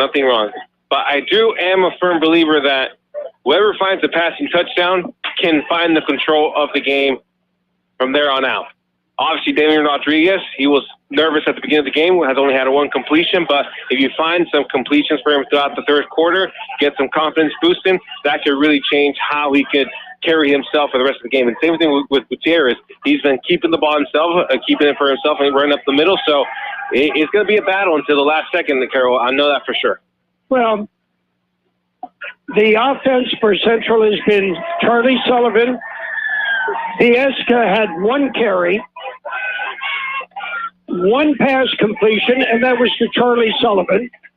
So you're going to have to open up a little bit more. Charlie can, he can carry the load, but it'll be a whole lot easier if you can get somebody else involved. With Brawley on defense, incredible defense. Nakai Washington has been everywhere. And also on offense with that big catch that he made that set up their score. Yeah, that's what I was going to tell you about, Carroll. The defense has been very good for both sides. When we see how sometimes Tanner Carranza is struggling to find that hole up the middle when it comes to running into the defensive line of the Central Spartans. So both defenses have done a great job, and the secondary, when it comes to Brawley, have done a great job containing the wide receivers of Central Spartans and not permitting any great passes from Davian Rodriguez. So, yeah, you know how they say defense wins championships, but defense in this edition can really win you an IVL championship and obviously the bell game for today. Okay, we've got another half of football that we are going to play, and I'm anticipating a good one. We'll be back with the second half kickoff coming up. Craving Mexican food? La Fonda Bar Grill is everybody's favorite choice. The Camacho family has been doing it right for many, many years. You're never disappointed on the service you get, the smiling faces who serve you, and the food that's delivered to your table. They make you feel at home. One tradition they've always kept is serving you freshly made Mexican food daily, from chile rellenos to enchiladas. Everything is handmade. La Fonda Bar Grill, 1950 South 4th Street, Centro. And we're back here at Warfield to start the second half. Centro will be receiving the football. Urbano kicks it off, and we are off for the second half. Recovered there past the 20-yard line, going to the right side up the middle. Now it's going to find the hole and get all the way past the 30, and it's going to get tackled down at the 35-yard line. The number 33 from the Brawley Wildcats, Abraham Ceballos, on the tackle there. So great return by the Spartans. And they're going to put him at the 35-yard line. And let's see what kind of arm Davian Rodriguez comes out in the second half, Carroll. Well, let's see if he comes out throwing, or let's see if we rely on Charlie Sullivan to pound it up the middle a little bit. So the Central Spartans will be going from left to right across the radial dial. Here is a man in motion. Hand off to Charlie Sullivan to the right, finds the hole. Going to get past the 40-yard line. It gets to the 42-yard line. I think there's a flag on the field. Mario Casares on the tackle. Mario got the combining to make the tackle. We're going to wait the call for John Seaman. Did not see. It is a hold against the Central Spartans. So that run by Charlie Sullivan is going to be 5 yards back now. Well, from the spot of the foul, and that is their 5th major penalty. 10-yard penalty. 10 yards. It'll be a 10-yard penalty, actually. From the spot of the foul. So being placed now at the 24-yard line of Central territory. It'll be a big, once again, first down for the Central Spartans. Same formation, took to the left side, low men to the right. From left to right across the radial dial, Charlie Sullivan switches places. Now he's on the left side of Davian Rodriguez, man in motion. Going to be Marini. Here's a snap. Fake handoff to Charlie. Fake throw. Now it's a screen pass to Charlie Sullivan. It's going to be not a really good decision there. Not a good play because Charlie's met in the backfield and moves about 3 yards to make it out second and very long for the Spartans. You'll bring up second at about 27 yards. Not a good start for the Central Spartans, who are trying to recover the bell after losing it last year. After having it for, if I'm not mistaken, 4 consecutive years, Carroll, if I'm not mistaken. I could look it up, or I could ask John. John would know. Same formation, trips to the left, the low man to the right. Snap, here's Rodriguez rolls to his left, gets out of the pocket, tries to throw downfield, but he's met, and he's going to be tackled. And I wonder if it's a sack. William Enders, number 54 on the tackle. And another big long zone. So it is a sack. I was wondering if Damian was able to get the ball out of his hands to avoid a big sack, but it is a sack, so push him even more back to make it 3rd and infinity, Carroll. Ball is on the 5. They need to get to the 44 for a first down, so it 39 yards. 3rd and 39. Okay, Coach, what do you got for a 3rd and 39 play? Now they're going to switch the formation. Left hash mark, man to the left by himself, trips to the right side. Charlie to his right. Davian Rodriguez gets into the pocket, rolls to his right. Big throw up the middle. It's going to be actually a safety. Tackled in the end zone, and the Brawley Wildcats. Great tackle by Mario Cáceres, and it's going to be a safety. It makes you wonder, why didn't Davian throw it the football to get rid of it, to avoid that play? You could have potentially gotten an intentional grounding, but you rather take the intentional grounding than the safety because now Brawley is up 2 points against you. From the end zone, intentional grounding would have been a safety, but again, the play results in 2 points. Now, yeah, I forgot about that rule change. I do remember that now. Centro will have a free kick. But it's 9-7. Centro couldn't capitalize on the first drive. Mario Cazares, from a middle linebacker position, has been in there all night long. Hasn't given any breathing room to Rodriguez all night. Great pressure by the Wildcats all game long. So 9:41 left in the third quarter. And the kick's going to be from the 20-yard line. So now Brawley's able to receive it and have a little bit of confidence without even playing in one offensive drive in the second half. Great kick from the 20-yard line. They choose to kick off the tee. You could punt. You could drop kick. Or you can kick it off the tee, which is what they're doing. Here's a line kick, make it all the way to the 35. And then picked up by the Brawley Wildcats to the right side, finds a hole down the sideline, and he has all the right sideline past the 30, past the 25, and it's going to be pushed out of bounds. A great return by the Wildcats. Great field position. We saw Jacob De La Rosa and Yasiel Rodriguez to avoid a touchdown, and that kickoff return by the Wildcats. There is a penalty way behind the play, back at about the 40-yard line. And I'm pretty sure the Spartans are praying that a block in the backfield that's going to be against the Wildcats. Let's wait for what John Seaman will say. Right now, there is a warning, sideline warning. That's not a penalty. It is a warning. But they mark him out of bounds on the 21-yard line. A good job there by John Seaman giving that warning, because we know how the blood might boil in a lot of people's veins right now with just the magnitude of a bell game.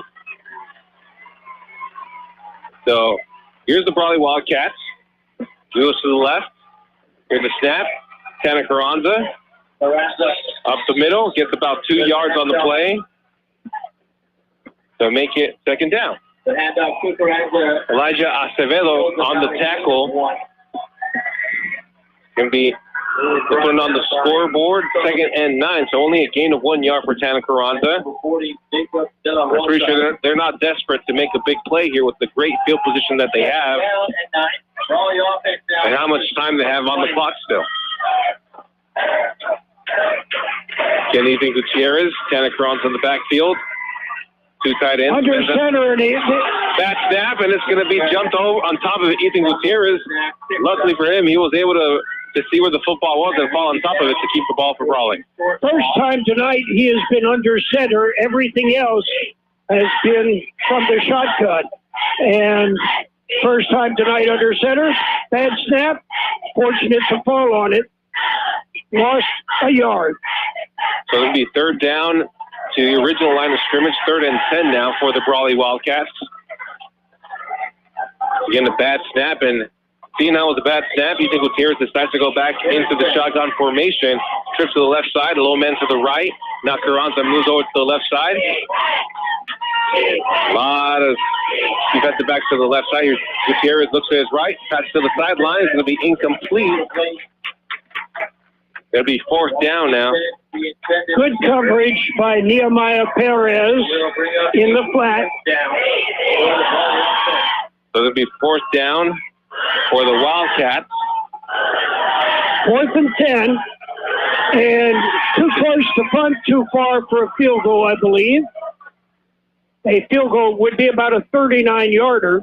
And they're going to be going for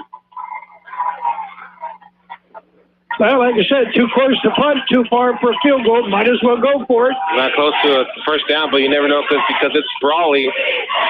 Duels on both sides. Here comes the snap. Gutierrez looks to his left side. Big pass down the field. It'll be overthrown, so a turnover on downs. Pass intended to number 6 of the Brawley Wildcats. That is Daniel Camillo. And coverage downfield for the Spartans by Alberto Reyes. So a successful turnover on downs for the Central Spartans. That was a big series. Yes, that was a big series because of the fact that big return on that kickoff. And now the Centrals can have some type of calm, of patience to get settled in for the rest of the game. Give the ball to Sullivan. Man in motion for the Central Spartans, number 15. Here's a snap, hand over to Charlie Sullivan up the middle. Finds a hole, jukes one, jukes another one, gets down on the ground. Past the 10-yard marker, so it'll be a first down. It'll be marked at the 35-yard line. Robert Platt. It'll be tackled by Robert Platt of the Brawley Wildcats, number 17. Plays tight end and also on the defense side of the ball. So it's actually 1 yard short of the 35-yard line. So he's inside the 35, mark it at the 34. Trips to the right side, low man to the left once again. Spread formation, man in motion, number 15 for the Spartans. If Morales, going to be some blocker for Charlie Sullivan. Gets the ball, Charlie Sullivan up the middle. Finds a small little hole, gets a couple of yards. Going to get past the 10-yard line. And going to be a 10-yard mark. Obviously, first down for the Central Spartans. A good job there. We had about 3 Wildcats on top of him, and they couldn't bring him down, Carroll. Charlie is listed at 6'1", 185. That is big, big, big for a high school running back. So first down for the Spartans, marked at the 45-yard line. Little by little, the Spartans are chopping away some ground to get into Brawley territory to try to get back into this game, take the lead. Man in motion on 15. Morales once again. Sullivan on the right. Fake handoff. Actually, he gets to try something up the middle. Gets past 2 blockers. Another blocker gets brought down at exactly the 45 on the other side. Making 1 more yard at the 46 to make it, 44, to make it another first down for the Spartans. So 2 great consecutive runs by Charlie Sullivan, 10-plus yards. He's coming out, guns blazing, Carroll. Well, your passing game's not working. Keep giving it to Charlie Sullivan until they stop it. Keep pounding it in the middle. And then put somebody around the end on a sweep. Here comes Central Spartans, 1 man in motion. That was Marini. Hand off to Charlie Sullivan. Finds a hole to the left side. Gets past the 40-yard line. Is making past the 35. Exactly, maybe at the 10-yard marker. And it's going to be another first down. So 3 consecutive 10-yard runs. 4 consecutive. Another first down yes. for the Spartans. Just keep handing him the ball. 33-yard line. Himself and the offensive line for sure really opened up some room for Charlie Sullivan to carry the Central offense. You never know. Hopefully the passing game shows up in the fourth quarter. Well, the secret weapon. What this is going to do is Brawley will start moving 9 or 11 in the box and open up some passing. Left hash mark. 2 goes on both sides. Morales in motion, hands it off to Charlie Sullivan to the right side, gets past 1 player, is being tackled down by the Brawley Wildcats. After a short game, number 18 for the Wildcats, Matthew Gutierrez on that tackle. Be a gain about 2 yards to make it 2nd and 8 for the Spartans. That's Ethan's little brother. Yep. And he has played quarterback as well. Yeah, it's pretty special that you share the same field with your brother in a big game. Obviously, it's Ethan Gutierrez's last Bell game. It'll be a memory for forever. You mean he can't transfer as, like they do in college for a 5th year? That is true. Snap, Charlie Sullivan does not get the ball. Pass by Rodriguez up the middle. It's going to be overthrown very wide. Pass the 10 for number 4 for the Central Spartans, Matthew Mills. So it's going to be 3rd down for the Spartans. Once again, it was a good slant. We saw the slant, but a little bit too wide of a pass that it wasn't able to make a successful catch. 3rd down, 3rd and 8 for the Central. It's going to be 3rd and 8 for the Central Spartans. Crucial down here for the Central Spartans to get a first down. Third and 8, obviously a passing down. Give the ball to Charlie Sullivan. And from the Wildcat. Wildcat. Ball to Charlie Sullivan up the middle. Is not going to get past the line of scrimmage. Well, barely gets a couple yards past the line of scrimmage. It's going to be a fourth down. And I wonder where the position are they going to try to do to go for it? Again, too short to punt, too far for a field goal. And no one's coming off, so the Central Spartans are going to for sure go for it now.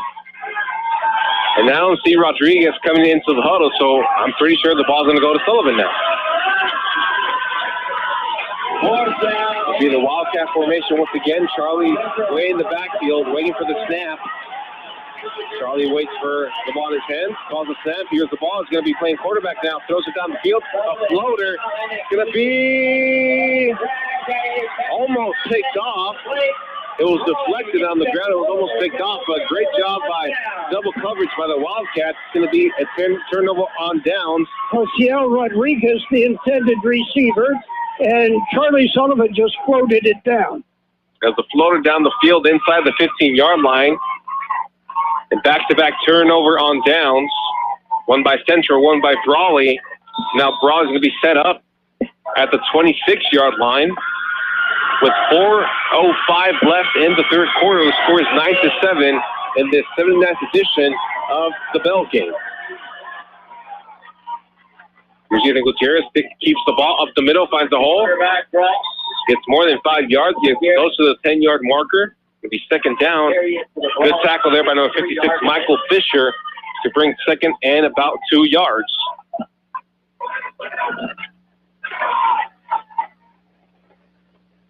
Clock continues to run. We've got about 3.5 minutes to play in the third quarter. The Wildcats lead the Spartans 9-7. Now in the shotgun formation, spread offense by Brawley. Duos on both sides. Good 10 across on the left side. Gutierrez calls an audible. Sees something down the field. Reads the coverage. Now waits for the snap. Here's the snap. Looks to his left. Quick pass to the left side. It's completed. Gets past the 10-yard marker and send it to number 2, which is Damian Arbaca, which is successful, but is 1 yard short of the first down. On the tackle, it was Charlie Sullivan. So a crucial third down here, but even if they only make it to the line of scrimmage and make it fourth down, Brawley, I'm pretty sure will try to go for it to keep the ball in their possession, but you just never know. It's high school football. Trips to the right side, low man to the left. Tana Carranza to the left side of Ethan Gutierrez. Snap, Gutierrez keeps it, gets past the 10-yard marker. It's going to get pushed out of bounds for a successful first down now for the Wildcats. Going to be stopped at the 39-yard line. Once again, a first down for the Brawley Wildcats. Good decision in that he didn't hand the ball to Carranza in the middle. He took it off tackle and picked up the first down. So Brawley lines up at the 39-yard line of their own territory. Duels on both sides. Tana Carranza on the right side of Ethan Gutierrez. Gutierrez calls an audible. Looks around at his receivers to see who's going to run down the field on a slant or make some coverage. Here's Gutierrez, steps back in the pocket, goes to his right, big pass down the field, right sideline. It's going to be overthrown, and there's a flag on the play. Potential pass interference on that? I have to wait what John Seaman says on that. I see the flag. I don't necessarily agree with it. They both went for the ball. And ordinary football play. The defender had the offensive receiver pinned against the sideline. So now John Seaman makes a signal. It's going to be pass interference against the Central Spartans, so it's going to be an automatic first down for the Brawley Wildcats, and that puts them in Central territory at exactly the 46-yard line. Bottom of the ninth inning, Houston 5, Phillies 5. Bottom of the ninth. Jordan Alvarez, another home run, walk-off home run. Did you see that? The three-run bomb a couple series ago? Man, that was crazy. 2:03 left in the game. and he falls on top of it to keep it in his possession. So loss of a yard on that after that fumble. 2nd and 11 for the Brawley Wildcats. Be placed at the 47-yard line. So they make it a loss of actually 2 yards for Ethan Gutierrez on that fumble.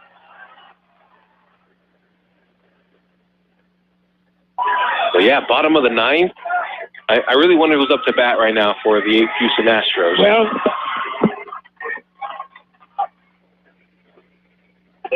duos to both sides. Tanner Carranza to the left side of Ethan Gutierrez. Gutierrez waits the snap.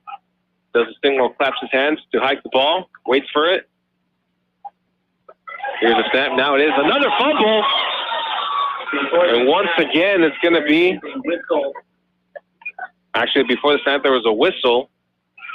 there was illegal procedure. The left tackle was a yard downfield when the ball was snapped. So we're going to push back the Brawley Wildcats 5 yards back to make it 2nd and long. It'll be about 2nd and 17 now for the Brawley Wildcats. So line up at the 49-yard line of now their own territory. They were just at Central territory. Brawley's going to try to find some insurance touchdowns. Duos on both sides, same formation. Now Carranza to the right side. There's a jump on the line. Let's see if it's against Brawley or El Centro. And it's against the Wildcats. Against the Wildcats, so total 5 yards back to make it even a longer second down for the Wildcats. 2nd and 20 now.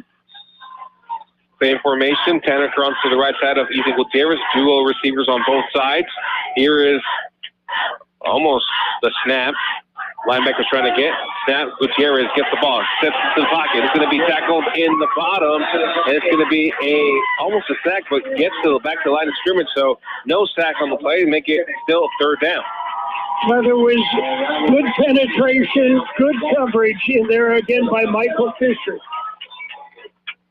3rd and 20. So 15 seconds left in the third quarter. I'm pretty sure Brawley's going to let this clock run out to bring the fourth quarter. Once again, the score is 9-7. And the Central tradition, I'm pretty sure, is going to be starting in a couple seconds of screaming the 4 and putting the 4s in the air to indicate the fourth quarter. And as there they are. Hopefully you can hear it. And we're going to take a quick break here on AM 1230 KXO. Your favorite NFL team plays on Imperial Valley's AM 1230 KXO El Centro. Bo and his team of employees at Stan's Auto Body are constantly striving on giving you 100% satisfaction on getting your vehicle repaired and fixed right.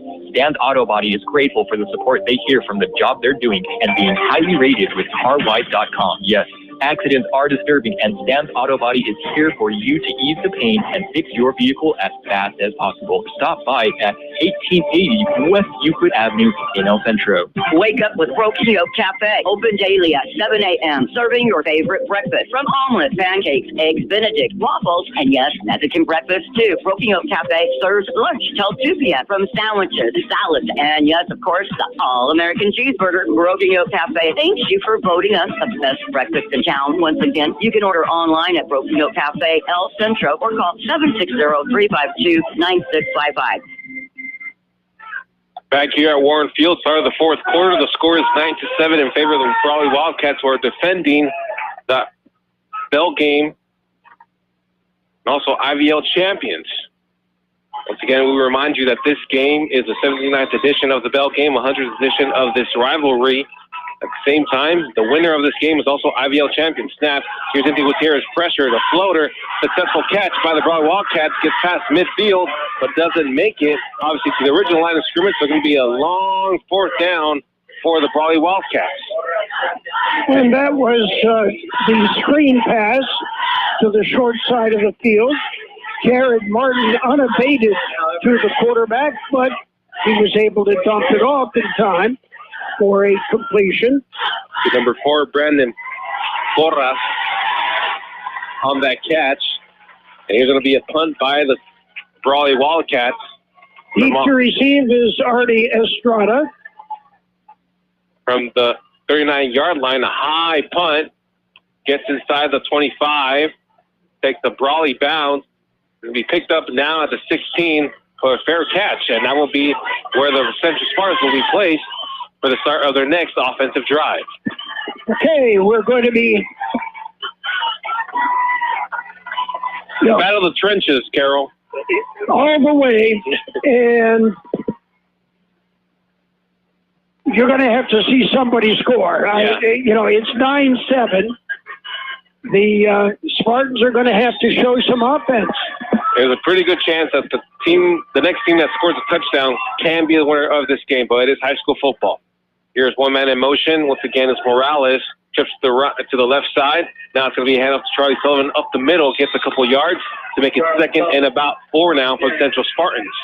Okay, Sullivan gets hit at the line of scrimmage and is still able to get 3 yards. I really wonder how his brother's doing, Michael Sullivan, out in college as well. Played football and he's a track star out there. Forgot exactly where he was going to college, but was a big part of this Central team for a number of years as a wide receiver. Was one of the favorite targets of Jason Reed and Dinero Suna. We have Morales in motion, goes to the right side now, trips to the right. Here's Rodriguez, gets a pass into the ground. Don't know what he was trying to do there, but it's going to be a 3rd down now for the Spartans. Charlie Sullivan was the intended receiver. He was engaged with a Wildcat, and the pass just thrown to his feet. So they're trying to get the ball to Sullivan. Inside, outside, get it to him in the air, hand it to him. You go with the money guy. Here's another snap for Rodriguez. Steps outside the pocket, fakes a big pass now up the middle. Successful pass, completed past the 30-yard line. Number 14, Gavin Marini for a Central 1st down, and that really sparks up the crowd now, Carroll. Okay, watching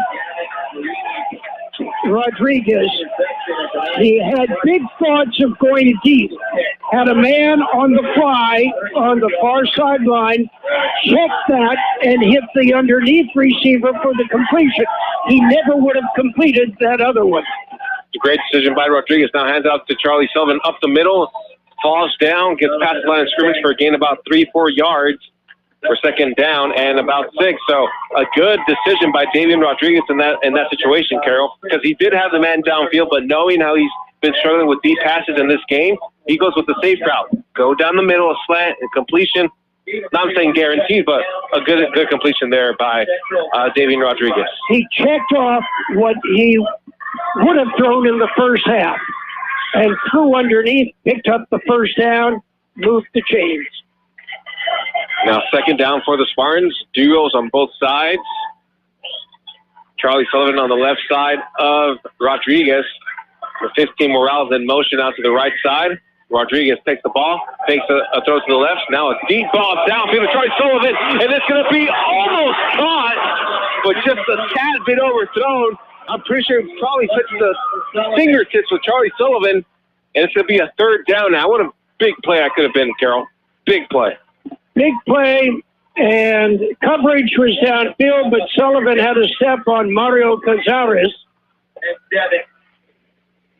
And I didn't see anything, but Cazares had a hold of his jersey for about 5 yards.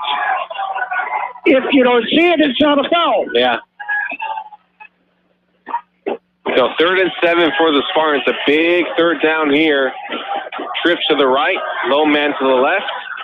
Charlie Sullivan on the right side of Rodriguez. Here's Rodriguez, high snap, rolls to his right, steps out of the pocket, big pass down the field. It's going to be almost picked off. The pass intended for number... Got his hands on it and was able to knock it away. Well, there were 3 Brawley Wildcats on that pressure. So it's going to be 4th down for the Central Spartans now. You figure if you've got 3 defenders on one receiver, there ought to be somebody else that is in either single coverage or kind of all alone. It was actually Garcia, the intended receiver on that one. So there's going to be a punt by the Central Spartans, 4th and 7. It'll be a punt line to the left side. They're going to say, leave it alone. See if it gets steps out of the field. And it doesn't. Actually, that's what they scored. So J.J. Jackson marks it on the 22-yard line. About 8:46 left in this bell game. And Brawley's going to try to run out the clock as much as possible. And hopefully for them, try to get a touchdown in their favor to get some insurance points for them. Because now it becomes a 2-possession game. It would be a touchdown, and if you're Central, it would be a field goal to win it. Very few turnovers in this game. What, the one interception? One interception and the both turnover on downs, but here's a play up the middle. Gets past a couple of players. 47-yard line. Daniel Camino on that play. And it's going to be a first down for Brawley. So on the first play, he does a good job of breaking a couple tackles and puts the Brawley Wildcats at the 47-yard line of Brawley territory. So Brawley first down here at Warren Field. 8:25 left in the game. 9-7 to score in favor of the Brawley Wildcats. See what Ethan Gutierrez has under his sleeve in this certain drive. Imperial leads Southwest 42-7. A snap, hand over to Tana Carranza. It's going to be now a second down. Just over the 50-yard line. Mark it on the 49 in Spartan territory. Just 1 yard now into the Central territory. And in that play, Ethan Gutierrez was under center. He didn't fumble it, so good thing for them. But there is an injured player on the field for the Brawley Wildcats. So there's timeout on the field. We'll take a timeout. 7:41 to play in this football game. And it is Brawley 9, Central 7. Kennedy's Taco Shop in the Ocotillo Plaza in El Centro. Home of the 2 for $10 burritos and tortas. 99-cent fish tacos every day. You can enjoy with an ice-cold beer. And don't forget Kennedy's award-winning carne asada. They also have thrifty ice cream. Kennedy's Taco Shop is open Monday through Friday, 10:30 to 7. Saturdays, 11 to 6. That's Kennedy's Taco Shop, 1560 Ocotillo Drive in the Ocotillo Plaza in El Centro. Hi. This is Imperial County Undersheriff and your Sheriff-elect Fred Miramontes. You may not know this, but many of our Valley law enforcement officers receive training at Imperial Valley College. The college's emergency responder training program is a vital resource for keeping our community safe. That's why Sheriff Ray Loera and I urge you to vote yes on Major B on November 8th. For a better community college and safer community, vote yes on Major B. Paid for by Friends of IVC, yes on Major B committee. 7:25 left in the bell game. Brawley with the football at the 49-yard line of Central territory. Second down and about 7 yards. Ethan Gutierrez under center. Fakes a pass over to Camilo. Throws to his right. Big pass down the field by Gutierrez. And it's going to be caught by the Brawley Wildcats inside the 10-yard line. Fooled everybody on that play. And it was caught by number 5, Washington. So Ethan Gutierrez fakes the handoff to Camilo. The pitch to Camilo rolls to his right outside of the pocket and downfield all by himself is Washington and gets all the way inside the 10-yard line to make it first and goal for the Brawley Wildcats, Carroll. What a great play by Brawley. Well designed, well executed, and it's first and goal on the 7. So first and goal for the Wildcats. 6:32 left in the game.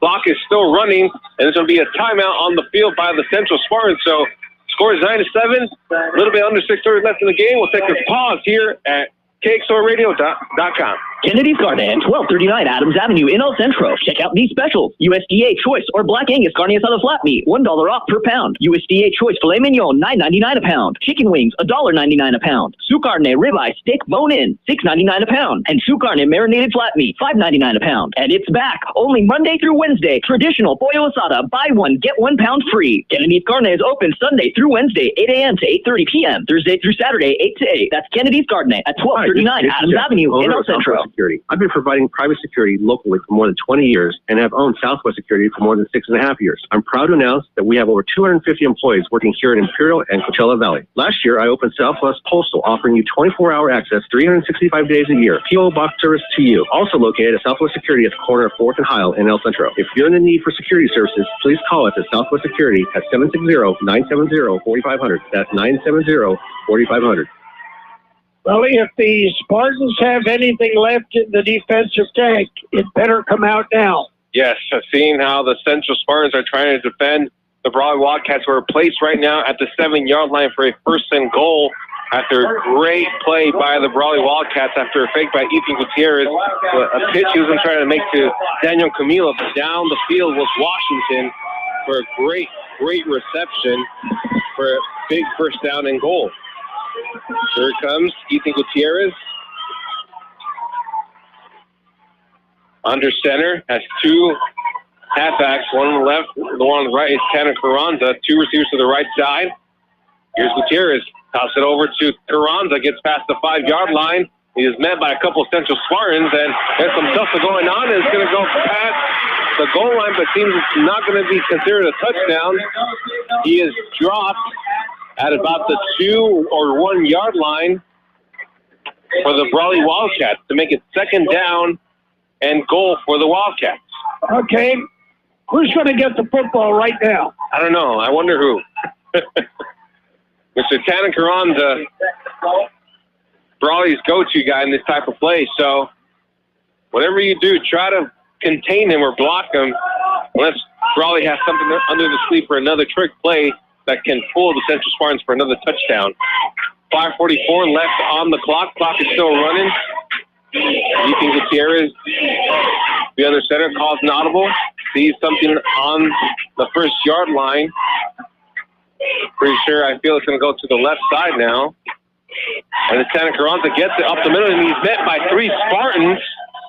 They try to see if he crossed the goal line, and he doesn't, so it's still going to be third down at the 1 yard line, just inside it. So a little bit of gas still left in the defensive tank, like you said, Carroll. Okay. Same play, only don't give it to Tanner. Keep it and take it behind it. 3rd and 1, 3rd and goal for the Central Spartans inside the 1 yard line. And this touchdown can define the game with 4:45 left in the bell game. Snap here at Santa Carranza is going to be met at the goal line, and it's a touchdown. Touchdown, Brawley. Tanner Carranza once again takes it himself and goes into the end zone for his second touchdown of this 79th edition of the bell game, Carroll. That drive, all Carranza, except it was set up by that, not a trick play, just the option. Yeah.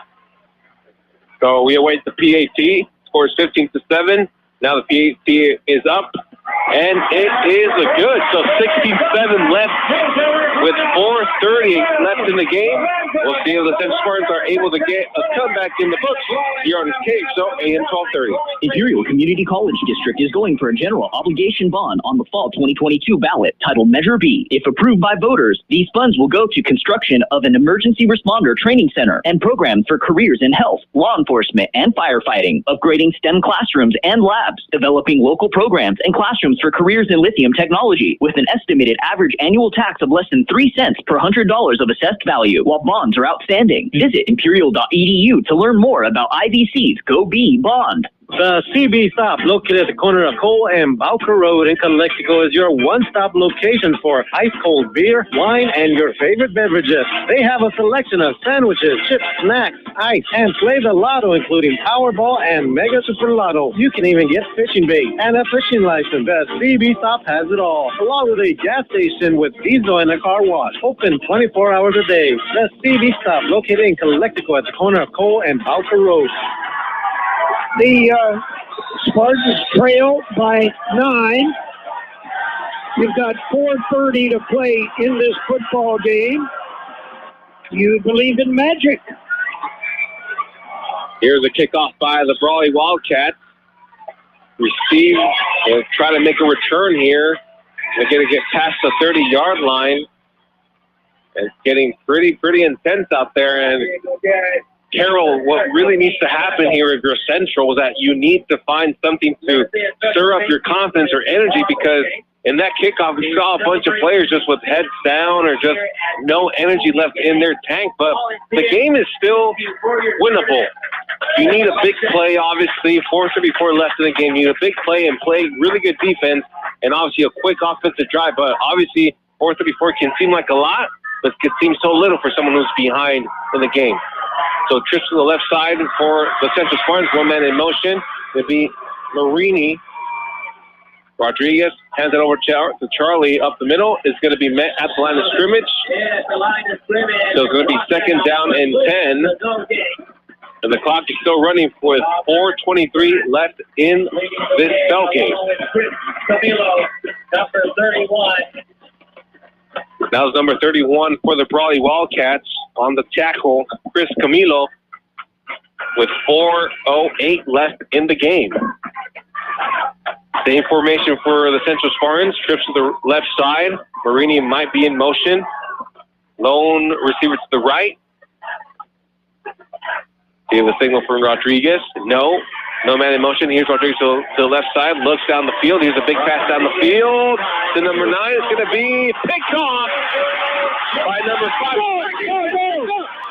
It's going to be a touchdown. It's going to be caught. It seems like a reception, but a great play by the Central Spartans. Oh, my goodness. Artie Estrada. He took it away. He took it away from Washington, snapped it from his hand, kept it, and it's going to be a Central touchdown. Can you believe it? Oh, my goodness. Do you believe in magic? Yes, sir, indeed. Oh, my goodness. It seemed like Washington had it in his hands, and Artie snaps it away like it's mine, and he takes it to the end zone. Oh, my goodness. What a play by Estrada. The Spartans will try the kick from placement. The kick is up and good. So with 3:42 to play in this football game, we now have Brawley with a 16-14 lead. McNeece Mart is your one-stop convenience store with everything you need to get you through your day. Fill your tank with Z-Power from Shell, and then visit the deli for breakfast, lunch, or dinner. Choose your favorite deli sandwich or hot stuffed pizza. Or see the office for your next party with their giant 52-inch pizza. Daily specials on selected foot-long subs. Yes, McNeece Mart is your one-stop convenience store at the corner of Dogwood and Main Street in El Centro. Hi, this is Jason Jackson, owner of Southwest Security. I've been providing private security locally for more than 20 years and have owned Southwest Security for more than 6.5 years. I'm proud to announce that we have over 250 employees working here in Imperial and Coachella Valley. Last year, I opened Southwest Postal, offering you 24-hour access 365 days a year. P.O. Box service to you. Also located at Southwest Security at the corner of 4th and Heil in El Centro. If you're in the need for security services, please call us at Southwest Security at 760-970-4500. That's 970-4500. Marco, this is one for the books. Artie Estrada wanted the ball, and he took it away from McKay Washington, who thought he had the interception. Yeah, he fooled me for sure.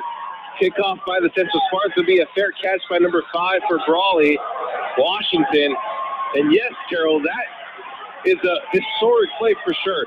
That might be the game changer that Central needs to try to get a win here in Brawley, because of the fact that we all thought it was an interception with Washington because he felt going to be another great play by him. But then the fact that Artie Estrada says, that ball is mine, I don't care. Strips it away, goes into the end zone. Everyone is really surprised, and now there's only 2 points separating Brawley and Centro. So now the Centro Spartan defense needs to be the best that they can and avoid a first down for the Brawley Wildcats and try to get the ball in their hands once again.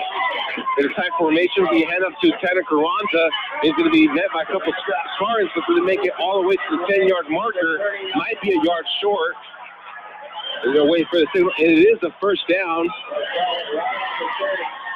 Actually, no, it's going to be 1 yard short of the first down. It's going to be second and about one, maybe second and inches, even that it could be. I'm still in shock about that play, so let's see how this outcome happens. Hopefully that play really changes the outcome of this game if you're Central. Here's going to be Gutierrez. Giving some indications to Tana Carranza. You think Gutierrez under center. Back formation, just two receivers to the left side. Hands it off to Tana. Actually keeps it. Ethan Gutierrez to the left side. Gets the block down the field. Goes over to the sideline. And he will be pushed out of bounds. He did not want to go out of bounds. He didn't have any choice. 2 yards. So it's going to be a gain about 2 yards, and that will be enough for a first down. So Brawley will be set down at the 31-yard line of their own territory with about 2:48 left in this game. He got the first down, but he went out of bounds, stopped the clock, and that's not what Brawley wanted. So a big defensive series needs to happen for the Spartans if they want a chance to win this game at Warren Field. Snap by the Brawley Wildcats. Up the middle is going to be a couple yards of gain. The Ethan Gutierrez, he kept it. And Carranza is slow getting up, I believe. Is that Carranza? Let's see. It does. Well, I see a 2, but it seems like it's number 52. So we've got an injured Wildcat on the field, and they're tending to him. We'll take a timeout. You got 2:30 to play in this football game, and it is Brawley 16, Central 14. The bell is on the line. Bo and his team of employees at Stan's Auto Body are constantly striving on giving you 100% satisfaction on getting your vehicle repaired and fixed right. Stan's Auto Body is grateful for the support they hear from the job they're doing and being highly rated with CarWise.com. Yes, accidents are disturbing, and Stan's Auto Body is here for you to ease the pain and fix your vehicle as fast as possible. Stop by at 1880 West Euclid Avenue in El Centro. The injured Wildcat Brian Porras, the center. How is this going to affect their offense right now? 2nd and 7 for the Wildcats. Ethan Gutierrez under center with 2 running backs behind him. Here's a handoff to the left side. It's a great tackle there by the Central Spartans, but he stays on the ground because it seems like he's hurt. Quickly, the medical team for the Spartans runs into the field to attend the player. So it seems it's going to be now a Spartan timeout. So take a quick timeout here on AM 1230 KXO.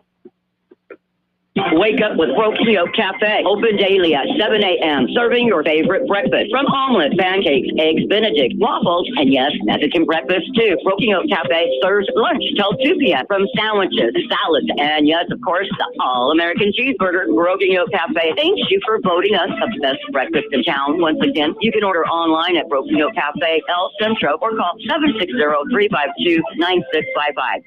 Kennedy's Taco Shop in the Ocotillo Plaza in El Centro, home of the 2 for $10 burritos and tortas, 99-cent fish tacos every day. You can enjoy with an ice-cold beer. And don't forget Kennedy's award-winning carne asada. They also have thrifty ice cream. Kennedy's Taco Shop is open Monday through Friday, 10:30 to 7, Saturdays 11 to 6. That's Kennedy's Taco Shop, 1560 Ocotillo Drive in the Ocotillo Plaza in El Centro. Hi, this is Imperial County Undersheriff and your Sheriff-elect Fred Miramontes. You may not know this, but many of our Valley law enforcement officers receive training at Imperial Valley College. The college's emergency responder training program is a vital resource for keeping our community safe. That's why Sheriff Ray Loera and I urge you to vote yes on Major B on November 8th. For a better community college and safer community, vote yes on Major B. Paid for by Friends of IBC, yes on Major B committee. Craving Mexican food? La Fonda Bar Grill is everybody's favorite choice. The Camacho family has been doing it right for many, many years. You're never disappointed on the service you get, the smiling faces who serve you, and the food that's delivered to your table. They make you feel at home. One tradition they've always kept is serving you freshly made Mexican food daily, from chile rellenos to enchiladas. Everything is handmade. La Fonda Bar and Grill, 1950 South 4th Street, El Centro. Well, the injured Spartan is still on the field, and we don't have the number. Paramedics are coming out on the field right now as they continue to tend to him. And the game is secondary. It appears to be a leg injury. So we'll wait and see what exactly the situation is. The Calexico Bulldogs lead Vincent 42-9. That's in the fourth quarter. It was Imperial defeating Southwest 42-14. The young man is up and being helped into a cart, and he will be transported. He'll be treated. And Israel Rascoon, he's fine. Yeah, I sometimes wonder, my mother went through, 4 boys in my family. 3 of us played football. And I sometimes, when the 3 of us played football and 3 of us went through the military, sometimes wonder how Mom held up with all of that. Yeah. Yeah, it seems that it was a leg injury by what I'm seeing on the field by the medical staff is something with his knee. So he's being carted off the field. Obviously not not the view you want to see. But the good thing is that he is up and he will be taking medical attention. 3rd and 8 now for the Brawley Wildcats. A big third down. Running. The clock is running. 2:07 left in the game. Here's a snap. Run up the middle. It's going to be a fumble. Let's see who it is for. Seems that Brawley keeps the football, but now a big 4th down for the Central Spartans to try to make the turnover on downs. And obviously, if you're John Self, you're going to try to find a way to keep the football. Might go for it or might have your kicker really, really kick it out. There's going to be a timeout on the field for Central. Good taking timeout because the fact it was a running play, the clock stops. Imperial Community College District is going for a general obligation bond on the fall 2022 ballot titled Measure B. If approved by voters, these funds will go to construction of an emergency responder training center and programs for careers in health, law enforcement, and firefighting, upgrading STEM classrooms and labs, developing local programs and classrooms for careers in lithium technology with an estimated average annual tax of less than 3 cents per $100 of assessed value while bonds are outstanding. Visit imperial.edu to learn more about IVC's Go B Bond. 2 minutes, 1 second to play. It is 4th and 10 for the Wildcats. Remember, Brian Porras, the center, went out with an injury. And this 4th down can really determine the final outcome of this game. As Spartans deep to receive the punt.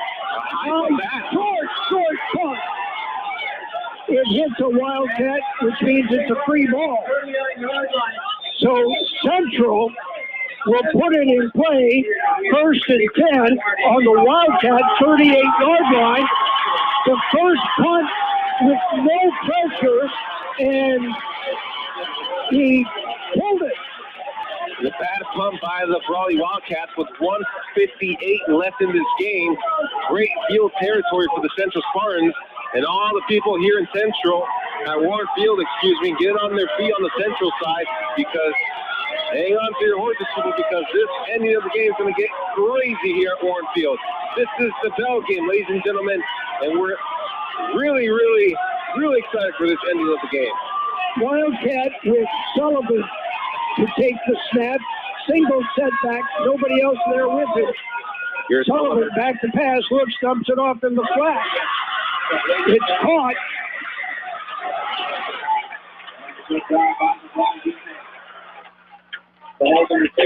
So it's going to be a complete pass, second down, and the clock keeps going. 1:39 left in this game. Looks like Sullivan stays on the field for the Central Spartans. Now Damian Rodriguez. Charlie Sullivan to the right side, trips to the left side, one man on the right hash mark. Here's the snap by Rodriguez here. Steps out, back in the pocket, looks to his left, scrambles a blocker, big pass downfield to the right side. Touchdown! Touchdown! Touchdown! Oh my goodness! Oh, game one, no deep pass completion, and that's the ending of the game. With about 1:13 left, Damian Rodriguez down the field, a completion for a Central touchdown. Oh my gosh, what a moment, Sergio Garcia. Are you kidding me? Do you believe in magic, Carroll? Do you believe in magic? Oh my goodness, Sergio Garcia, you are unbelievable. We await the PAT. 1:13 left in the game. Here's a snap, here's a kick. A live kick, and it's good. No good. No good to signal. The score is 20-16. 1:13 left, and here comes the kickoff by the Central Spartans. We'll take a quick break here on AM 1230 KXO. Are you an enthusiastic sports fan?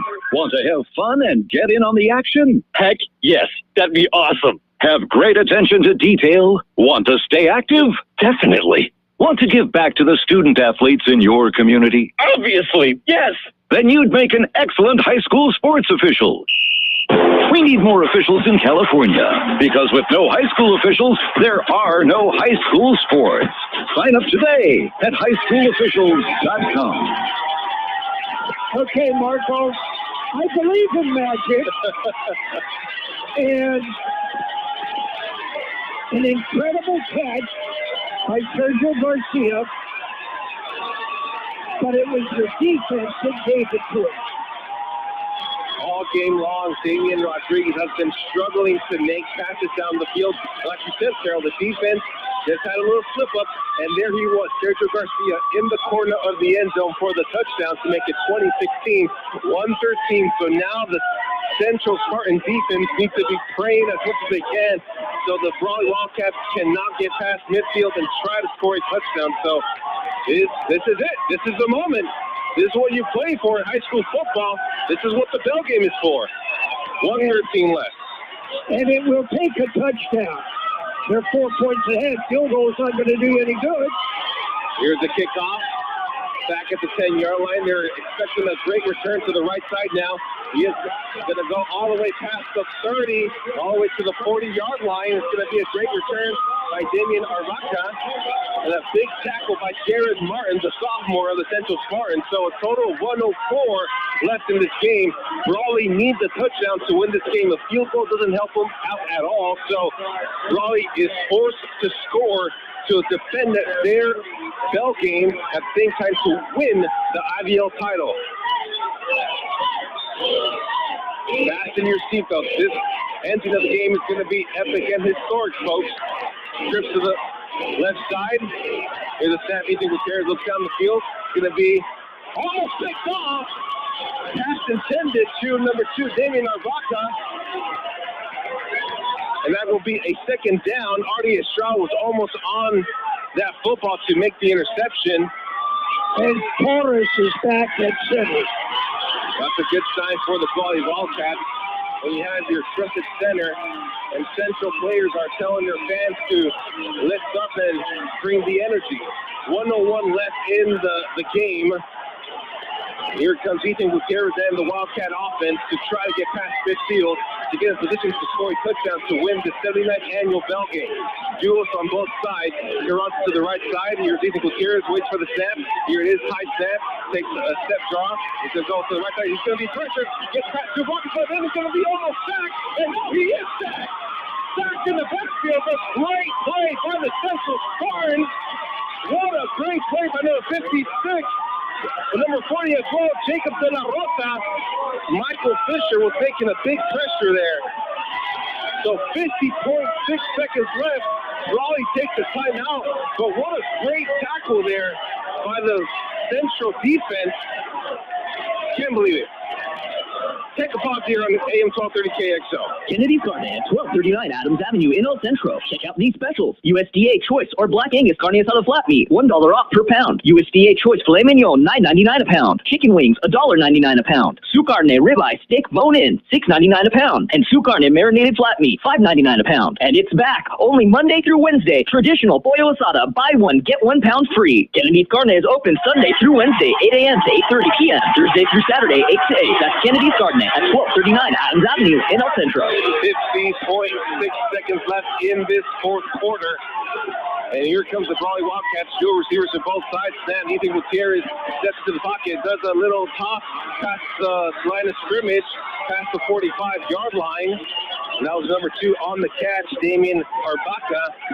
So that ball keeps going, but the clock stops because of the fact that Arbaca steps outside of bounds. So now it's a big fourth down.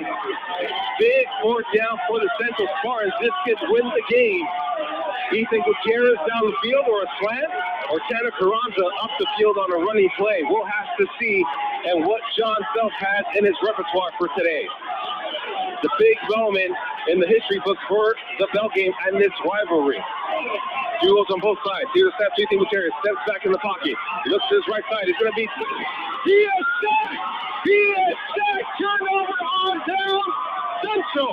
Jacob De La Rosa with the big play. Makes the turnover on down. And it's going to be Central football. And that will clinch it. The ball game will potentially now be in El Centro once again. What a play by Jacob De La Rosa, Carroll. Jacob, okay, I've known Jacob since he was born. And Mama Arlene worked for Kxo for years. And to see him come up as a senior and just play so big, and he did all year long, with Jared Martin on one end, Jacob De La Rosa on the other end. Incredible player. Victory formation for the Spartans. They'll take the kneel, and the clock will be running. 35 seconds. Defense, don't do stupid things like they just did. Yes. It's a victory formation. Do not shoot in and try and hit the quarterback, which I'm surprised there wasn't a flag on that. 20 seconds left in the game. That's it. And that's it.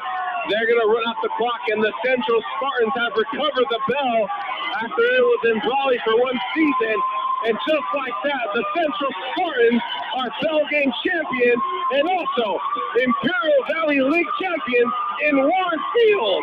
What a great comeback story, and what a moment for the Central Spartans. The bell is back in El Centro. And the teams are gathering at midfield, congratulating each other. So far, let's hope it stays that way, but these kids know each other, and they've known each other. Yes, they know each other. We're seeing some coaches pulling some players apart. We know what's going on with the emotions currently in this bell game. Just hope it stays under control. We know emotions are high. It's a big moment. The Central Spartans recover the bell. Obviously, Brawley is very frustrated that they lost the bell. Just keep calm and just enjoy this moment for the Central Spartans. We're going to take a break, and we'll be back after this.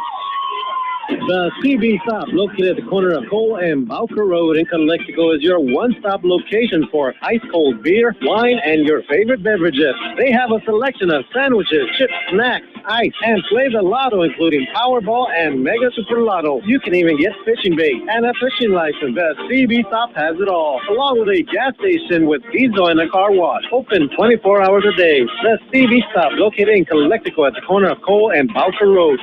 Bo and his team of employees at Stan's Auto Body are constantly striving on giving you 100% satisfaction on getting your vehicle repaired and fixed right.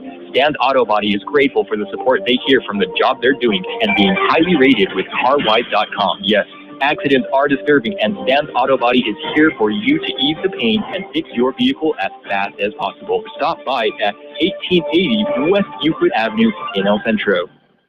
Craving Mexican food? La Fonda Bar Grill is everybody's favorite choice. The Camacho family has been doing it right for many, many years. You're never disappointed on the service you get, the smiling faces who serve you, and the food that's delivered to your table. They make you feel at home. One tradition they've always kept is serving you freshly made Mexican food daily, from chile rellenos to enchiladas. Everything is handmade. La Fonda Bar Grill, 1950 South 4th Street, El Centro. Imperial Community College District is going for a general obligation bond on the fall 2022 ballot titled Measure B. If approved by voters, these funds will go to construction of an emergency responder training center and programs for careers in health, law enforcement, and firefighting, upgrading STEM classrooms and labs, developing local programs and classrooms for careers in lithium technology, with an estimated average annual tax of less than 3 cents per $100 of assessed value, while bonds are outstanding. Visit imperial.edu to learn more about IBC's Go B bond.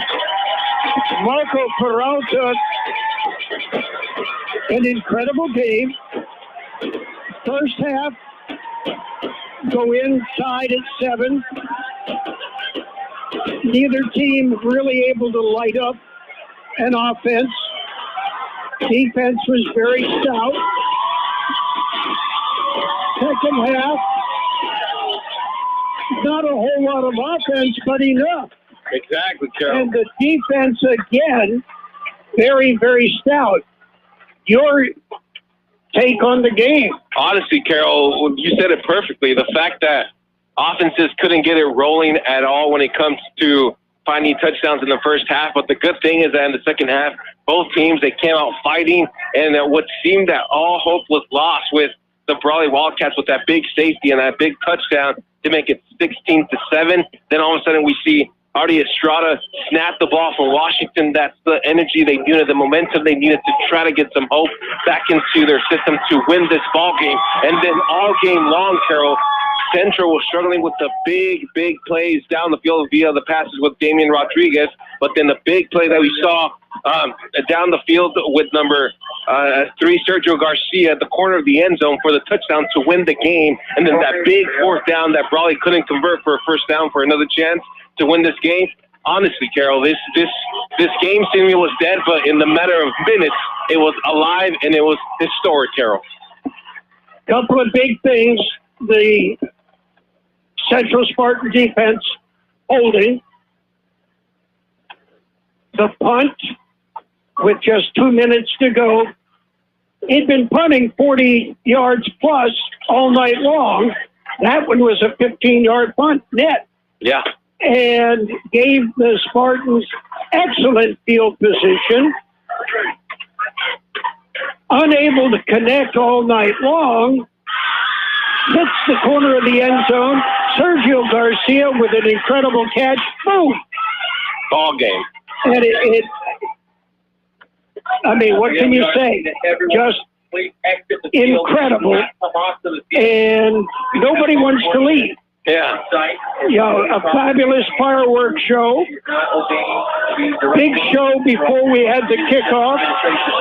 Big show during the game. What you expect in the Bill game. Exactly. And we just heard the announcement from the PA announcer saying that no fans can be on the field, when typically at Cal Jones Field we see fans storm the field, and here in Brawley they're not permitting that at this moment. They're just waiting for fans to exit the field. So Central fans are staying put. They're not going anywhere right now. No. that'll be it for our coverage. We can tell you that the Imperial Tigers beat Southwest 42-7. Last score we had Calexico 42, Vincent Memorial 16. That is a final. Our final here, 2016, the Central Spartans with an improbable, incredible come from behind and pick up a win and take the bell back to Brawley, back to Centro.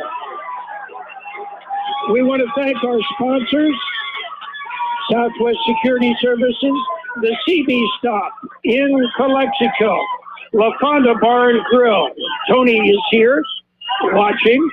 Stan's Auto Body by McNeece Mart, the Broken Yolk Café, Imperial Valley College, Kennedy's Karne, and Kennedy's Taco.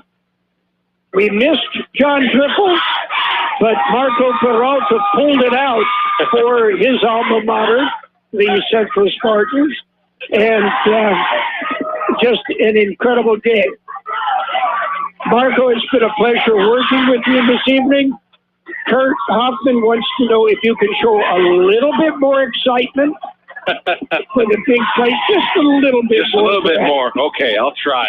But I want to thank you very much for pinch hitting to John Dripple and me providing the commentary while you're doing the play-by-play gives me a whole different perspective on the game, which I enjoyed and appreciated.